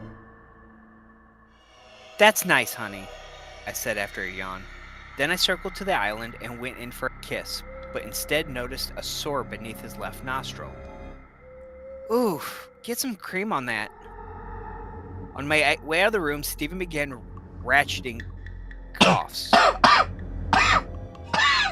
Things seemed to be normal for the next few days. He periodically dropped the smile line mid-conversation and then continued on like normal. Once or twice, he even said it over the phone. Hey, hon. I'm at the store. Do we need any... Can you hear me, see me smile? Kitchen roll? Steven picked up some cream for his increasingly gruesome scab. Although that didn't seem to help. If anything, it made things worse. Maybe he's a zombie. He's decaying. One evening, as we sat down to dinner, he slurped up some pasta, stared dead into my eyes, and twisted his mouth into this horrible pumpkin grin. Can you see me smile? I set down my fork. Okay, enough. It's been a week and I'm still not laughing. What are you talking about? That stupid can you see me smile thing. He cocked his head to the side. Huh? Don't even start. Just drop it already. The two of us went back and forth, him pushing me to explain myself, me growing steadily more agitated. Can't you just admit the gag didn't land and move on? Well, the only gags that do land are about airplanes, but I still don't understand what you're talking about. The tension immediately dissolved as I half groaned, half chuckled at his zinger. Later, as I soaked into the tub, 2 cucumber slices over my eyes. Does anybody actually do that? Yeah. Hold on, I gotta stop. Do people actually put cucumber slices on their eyes? Yeah. You never been to like a massage parlor before? You have? Yes. Many They put times. cucumbers on your eyes? You know, that's not the only thing to put on my eyes, but yes. I feel like the cucumbers on the eyes thing there is because I go to a lot of those Thai massage places where they walk on your back and the front sometimes too in certain areas if you need to. Not in that way. Not in that way. People. If you got pain in the front of your legs or something, they will walk there too. Okay. But in order for them to do that, and I feel like it's just to kind of block the viewing, so that way like they don't feel bad about it either. I don't think it does a whole lot for your eyes. I know it does something, but I feel like it's more for that. I just want to make it clear that whatever Vlad told you in the massage room, that was not lotion he was put on you. Vlad was great. It was it was a mistake booking the extra strong massage, but you know what? It wasn't that big of a mistake. Honestly, feel pretty great. Feel pretty great. All right. 2 cucumber slices over my eyes. The door at the far end side of the room creaked open. Steven? I called. Another creak. Hello? I slid up, catching the slices. There was no one else in the steamy room. A draught had most likely blown the door open. I settled back into a comfortable position. Afterward, while toweling myself off, I noticed a smiley mirror in the sink. In the fogged up mirror above the sink, accompanied by the words, "Can you see me smile?" This joke's Steven about to land. That was terrible. Don't do that again. Damn it. Just like the mirror planes. Steven had already turned in for the night, so my lecture about boundaries got placed on hold until morning. Sometime after midnight, an awful dream about falling into this endless black void startled me awake. For a moment, the sensation carried into the real world. No doubt because the mattress had compressed beneath our combined weight. I opened my eyes in an attempt to escape the sensation of that awful dream and saw Stephen, who held himself directly above me, supported by his elbows and knees. His nose was pressed right up against mine. I bit down on a scream. Stephen's sore had spread. Now he looked like a toddler after devouring a plate of jam sandwiches. Was he picking at those oozing scabs? What the fuck? I shouted. Immediately he rolled onto his half of the bed and faced the wall, pretending to snore. I thumped the back of his skull hard.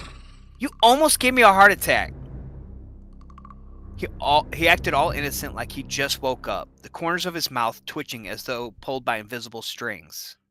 Ow! What was that for? He propped up against the backboard, one hand rubbing the bump across the back of his head, the other fingering a leaky sore under his chin. Dude, she thumped him so hard she left a bump. On his head already? Right. It says that there's a bump on his head. She thumped him so hard that She whacked his ass. she picked up the bedside freaking Louisville Slugger and she whapped his fucking head. Wham!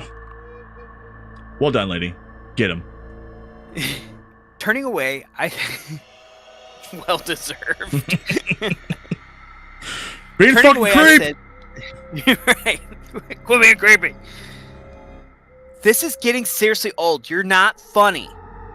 He began to protest, but then entered a hard coughing fit. It rose from deep inside his chest as he raced down the hall. And go see a dermatologist! I shouted after him.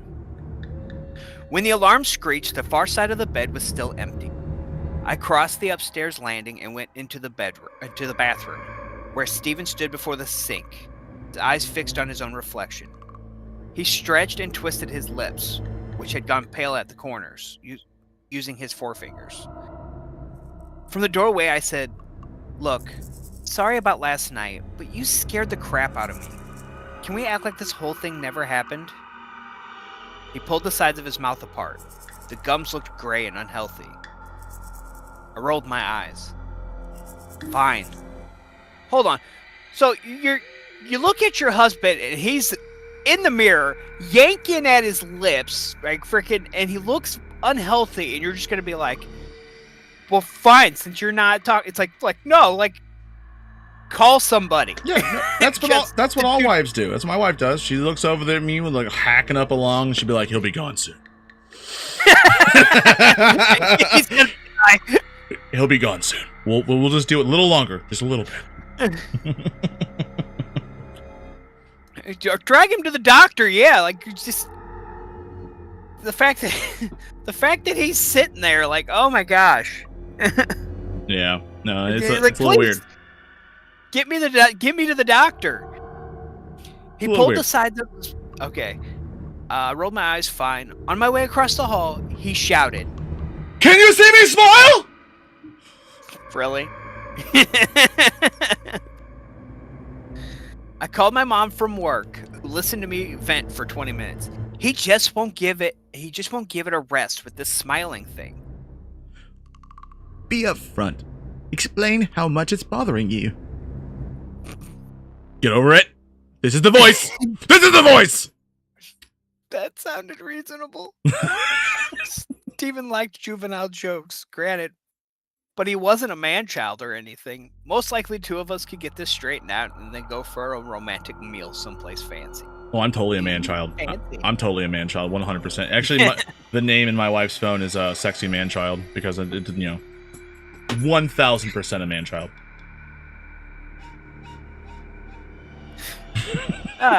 Just so you know. Just so you know. Just for context, okay? So everybody knows. Man-child. Yep. Back home, Stephen was in the downstairs lounge, furiously scribbling into a notebook. "Can we talk?" I asked. He stayed hunched forward, his attention fixed on his writing. Sorry if I was a little short-tempered last night. I didn't mean to hit you so hard. But this joke, it really got under my skin. You think we could pretend this whole thing never happened? No response. Can you please answer me or at least acknowledge that you're listening? I moved forward and snatched the notepad away. Steven stood, suddenly enough to startle me, and grabbed it back. For a split second, I glimpsed the words, "Can you see me smile?" written over and over again. He grinned, exposing teeth of startling whiteness. Had he bleached them? This wasn't a joke anymore. It was a full-blown mental illness. Steven, talk to me. What's wrong? He cleared his watery throat. Can you see me smile? He tossed the notebook aside and took a single step forward, arms outstretched. Thin trickles of blood ran along his chin from where he'd compulsively nibbled his bottom lip. Can you see me smile? I retreated into the hall. Steven? Can you see me smile? He coughed harshly before saying it again in a kind of hoarse growl. Thick wads of saliva flew from those pale lips. I spun on my heels and made for the door, Steven walking after me. Can you see me smile? You're killing me with the yelling. Can you see me smile? Witness me! Get back here! I want the answer! He followed me out of the house and across the front walkway. The second I pulled the door of my Ford Escort shut, he drum-rolled the window. Can you see the smile? Can you see me smile? As I slipped the vehicle into gear, he breathed over the glass to fog it and wrote backwards. And it's a miracle I didn't plow him over, barreling out of that driveway in reverse. My eyes had gone all red and puffy by the time I'd reached Mom's place. The police showed zero interest in Steven's condition. Yeah, sure, your husband's telling you. What? Wait, what? Your husband keeps telling you to smile? No, he wants to know if I see his smile. Right. That's totally different. Why didn't you say so sooner? Right. Oh, we better go get him because he said you should see him smile. They're over here like, this frigid bitch isn't smiling at anything. Terrible. We'll get right on that. Neither did the paramedics. You want us to send an ambulance over for a nasty rash?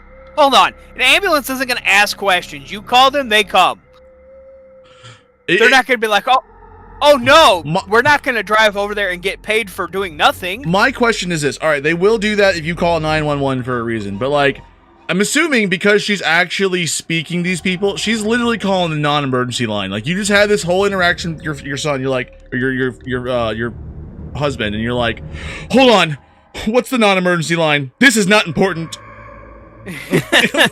What?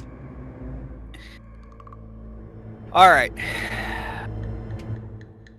Let's see. Steven didn't respond to any of my messages nor answer my calls.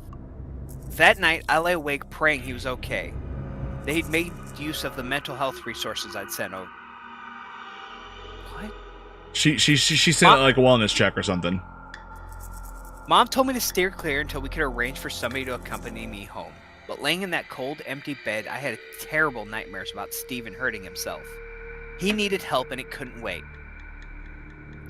When I pulled into the driveway, the house was entirely dark. A nasty aroma hit me the second I pushed open the front door. A strangely familiar coppery scent. Oh, there's blood everywhere. There were dull thuds from somewhere upstairs. I slowly climbed the steps.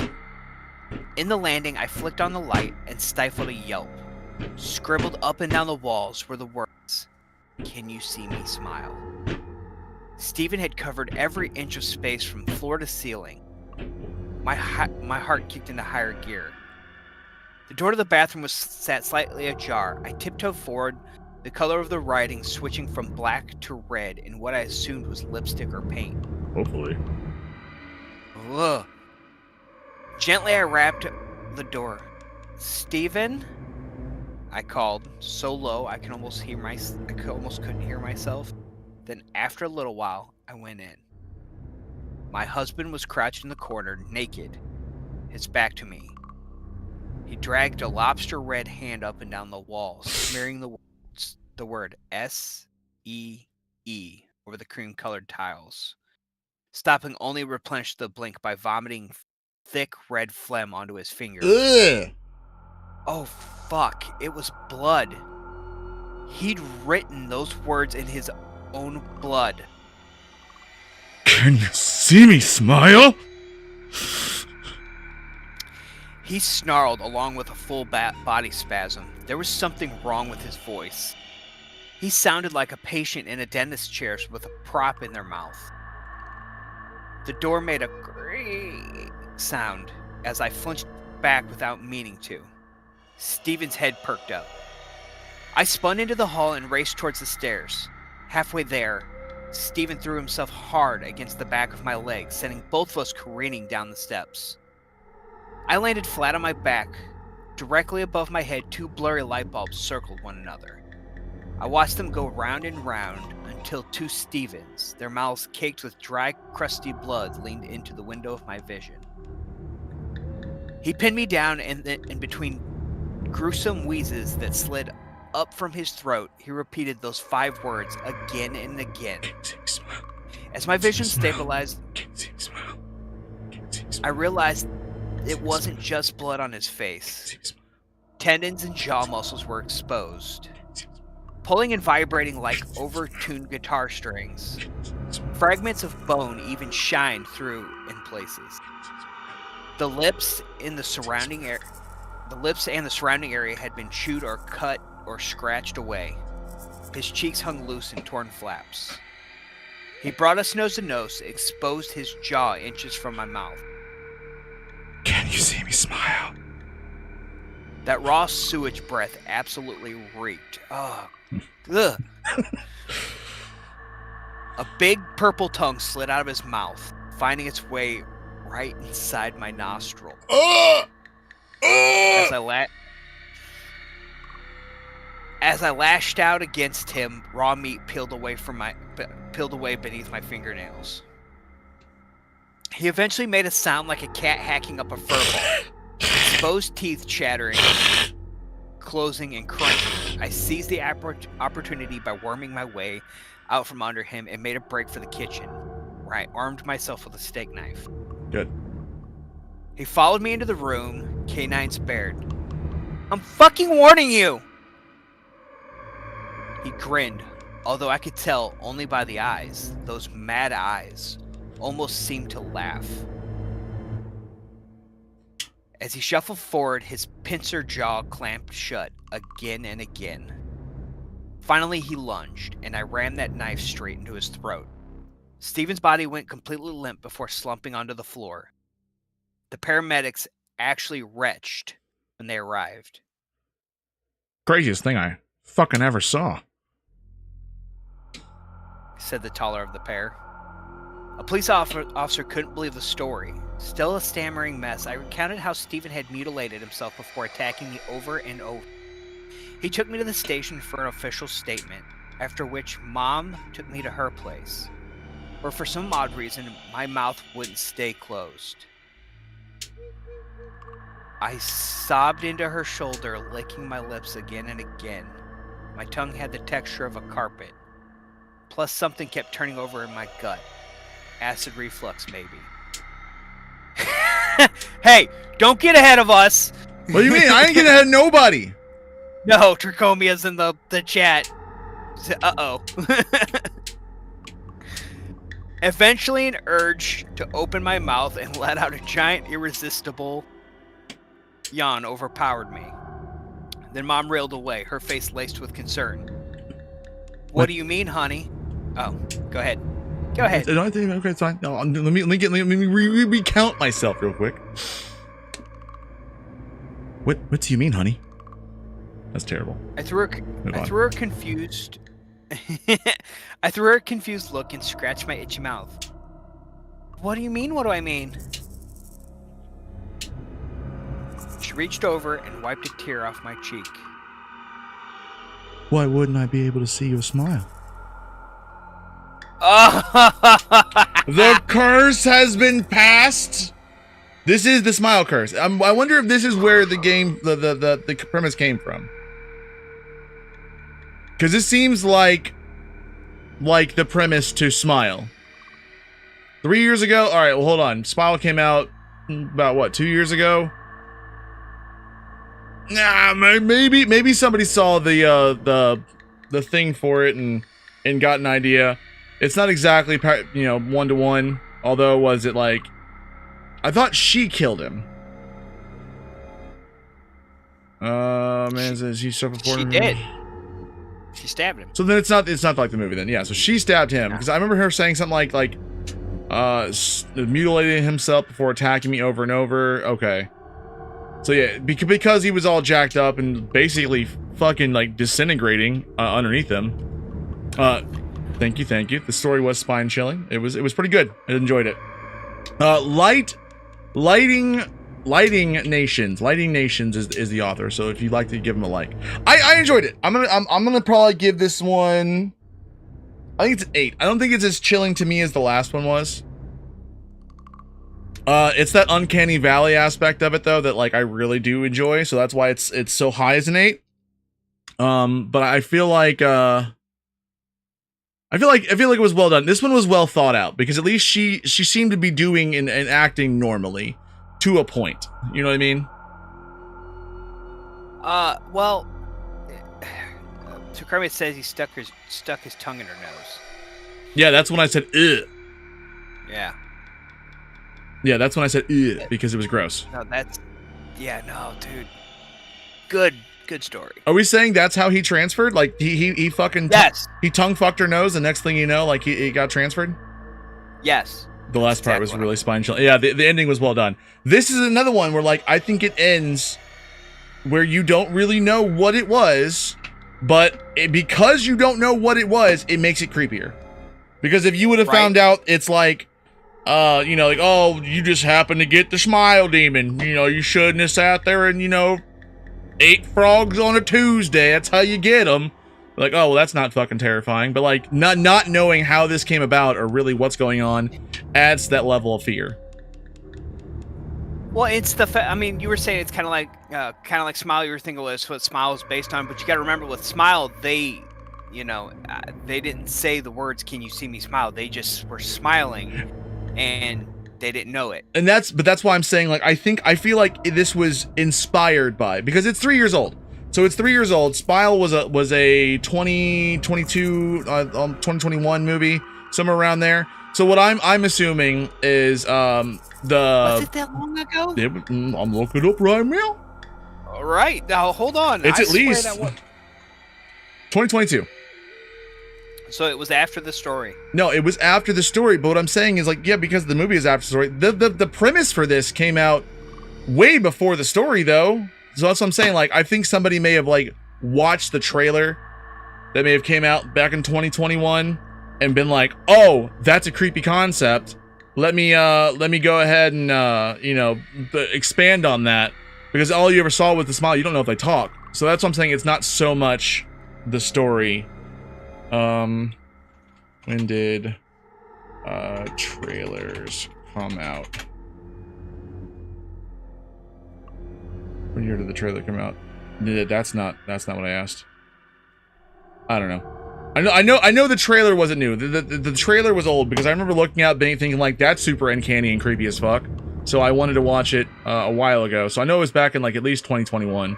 So that's why I'm saying like I feel like it was inspired by that, which is not bad. I think it's really good. Right. No, dude, such a good story. Like, I mean,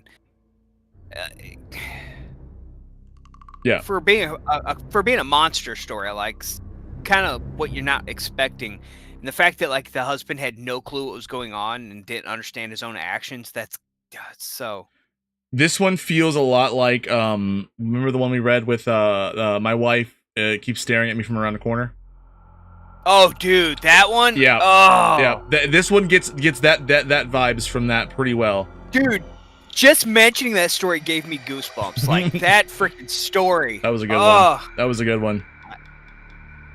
See, I knew we could do it. Like, it's not even 10 o'clock yet, dude. We pulled that one out in freaking less than 30 minutes. Yeah, that was good. I think we did well with that one. We didn't have a whole lot to talk about. This one did a really good job with pacing. Right, we just kept going. So I want to know where it's going. What are we doing? If you haven't heard our story of my wife is viewing, looking at me from behind corners, it is on YouTube. It's one of the videos we've done. I think it's like the 4th or 5th story video. I forgot. I don't think I streamed that one, so you'll have to go to his YouTube to find it. What's that story? It's good and it's creepy. It's on my YouTubes. It's on youtube.com/@horrordrunk. It's a pretty good one. It's super creepy. There was a little bit more I want to say work done into that video because we worked it a little bit better. I like these ones. I like these kind of short story ones where we just kind of sit there and go through Reddit and just read some creepy stories and find some new stuff. I mean, because not all of them can be as long as, you know, my wife is around corners or some shit like that. There is some long ones that I want to do, but they're going to take some serious time. So that's going to be fun.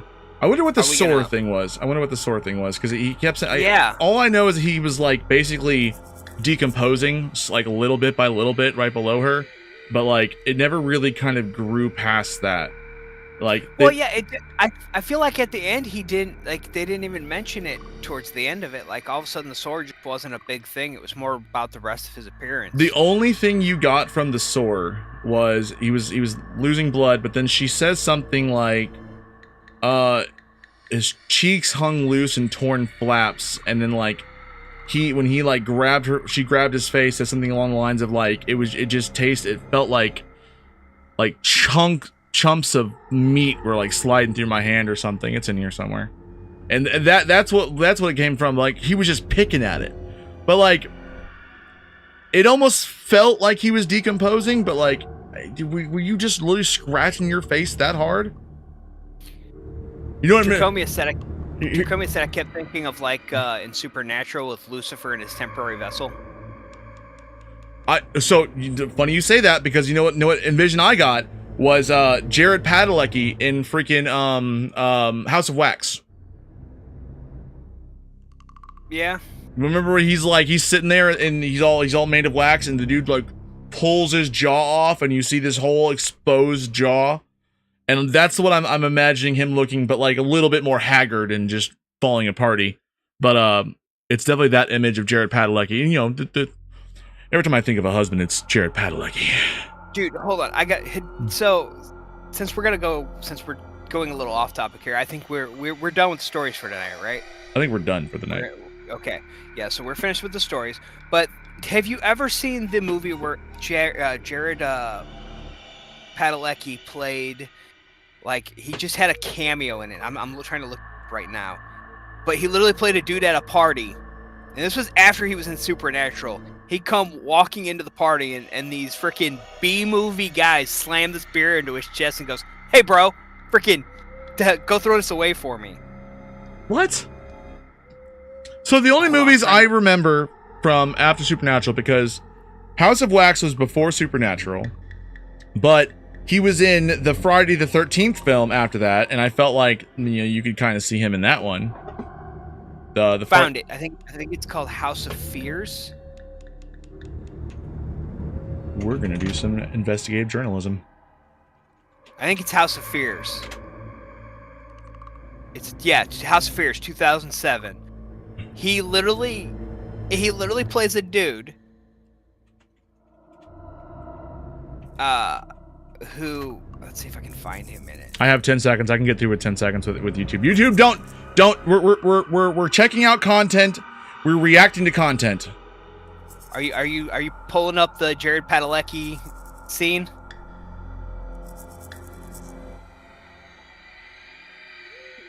See you at basketball practice, bro.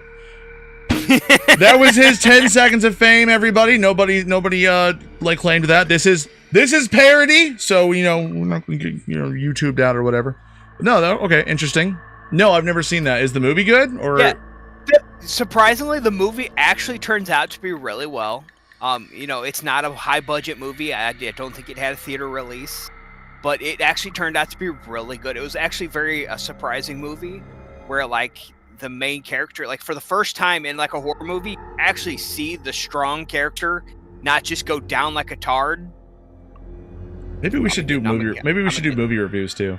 I'm gonna get scratched just on that one. Yeah. But the thing is like he doesn't just go down like a wimp. He actually fights the bad guy and actually wins a little bit. Interesting. So yeah, dude, go check it out. Like if anything, we'll do like me and you together. We'll do a watch. It was called House of Fears. Okay. If anything, what me and you can do is we can pick a night and we can do like me and you can just do a little watch party. We can watch it real quick and then we can do a live right after it. Me and Tricomy used to sit back and watch terrible movies and basically rate them between ourselves like we were some sort of Mystery Science 3000 people. And we should. I would get into movie reviews. I think movie reviews would be kind of fun to do. I kind of talked about it before, at least like bringing up trailers or upcoming movies that like I want to put an input into, and then maybe watching after, like kind of doing 2 segments of it. You know what I mean? Right. I feel like we could do that. We definitely could. Like I think that would be. I think it'd be fun. I think it'd be fun too. We'd have to figure it out though. Yeah, definitely. Nothing we want to add to our repertoire. No, I know. If we were ever able to make this a little bit more profitable, then we could have more time doing this stuff. But until then, you guys are stuck with the dregs of our enthusiasm and our intelligence and whatnot. The real dregs of my intelligence. But we'll give you the best content we can until we can give you even better. Intelligence? We mean like several. Hey man, I am intelligenter, okay? How dare you? But all right, guys. How long have you two been friends? We've been friends for, oh man, at least 15 years. I was best man at your wedding. He was best man at my wedding, and there was some time before that. I don't even remember why we became friends.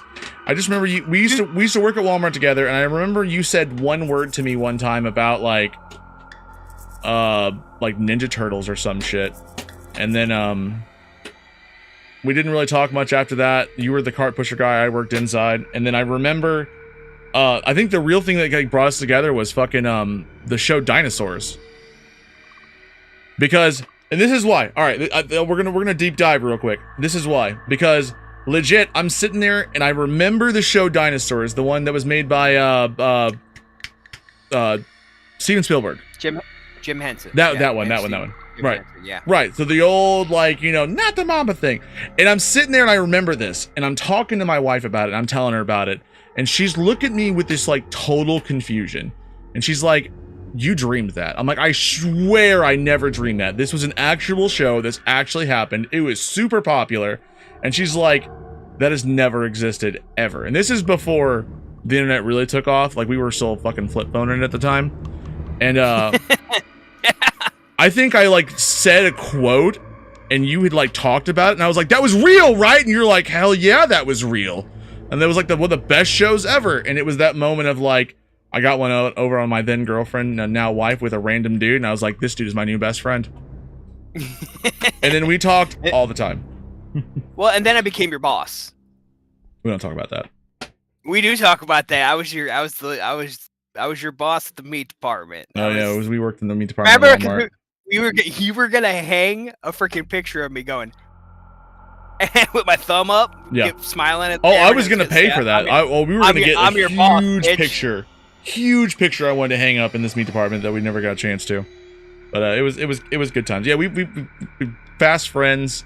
Used to like stay at my house whenever I wasn't there because it was closer to work than he was at. So yeah, we've been friends ever since, and that was 2016, 2017. So we're pushing 20 years, my friend, almost. Oh yeah, dude. Because I mean, remember there was that time for a while where like we lived like 35 minutes, 40 minutes from work. Yeah. And I would train in mixed martial arts at night, and so like I would come to your house. We'd hang out for a few hours. I'd go train. My wife would come to your house. Yep. Everyone just hung out at my house. Right. And she would be there until I came and picked her up, and then we would go home. It was the freaking, we'd never spent any time at home. We were either at your house or at work, or I was at training. Yep. Like, and then then of course we moved in next to you, and then we were inseparable. For context, him and his wife literally worked both at Walmart together when we got there. Yeah, we've been good friends for a long time. So like, they screwed you so many times with like, she would always open in the morning and you would have like a late shift. So it'd be like, you'd go there in the morning and then like... No, it would be me in the morning, and yeah. then she would, because she was in the pharmacy at the time. Oh, that's right. So, like, I would come in, gotcha, and then she would be later. Yeah.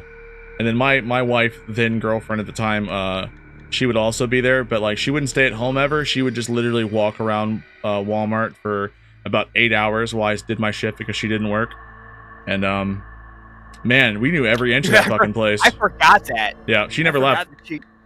She used to be at that place all the time. I used to sit there and get, there'd always be some random, like some of the new guys from the produce section would come over, and then we'd always be sitting there just being dudes, being like, oh man, hot chicks walking by, right? And my wife would go walking by. I remember like a few of the guys would always be like, man, look at that one. I was like, I'm gonna go shoot my shot, bro. Give me a second. Oh, I totally did. And then I always come back like, got her number, bro. What? Yeah, man. But yeah, shit. so we have been friends forever, which is why we are able to easily play off of each other, and we don't get mad when we're calling each other things like dumb and... Nope. We'll be fine. We'll get through it. But, alright. This has been long. This has been informational. This has been fun.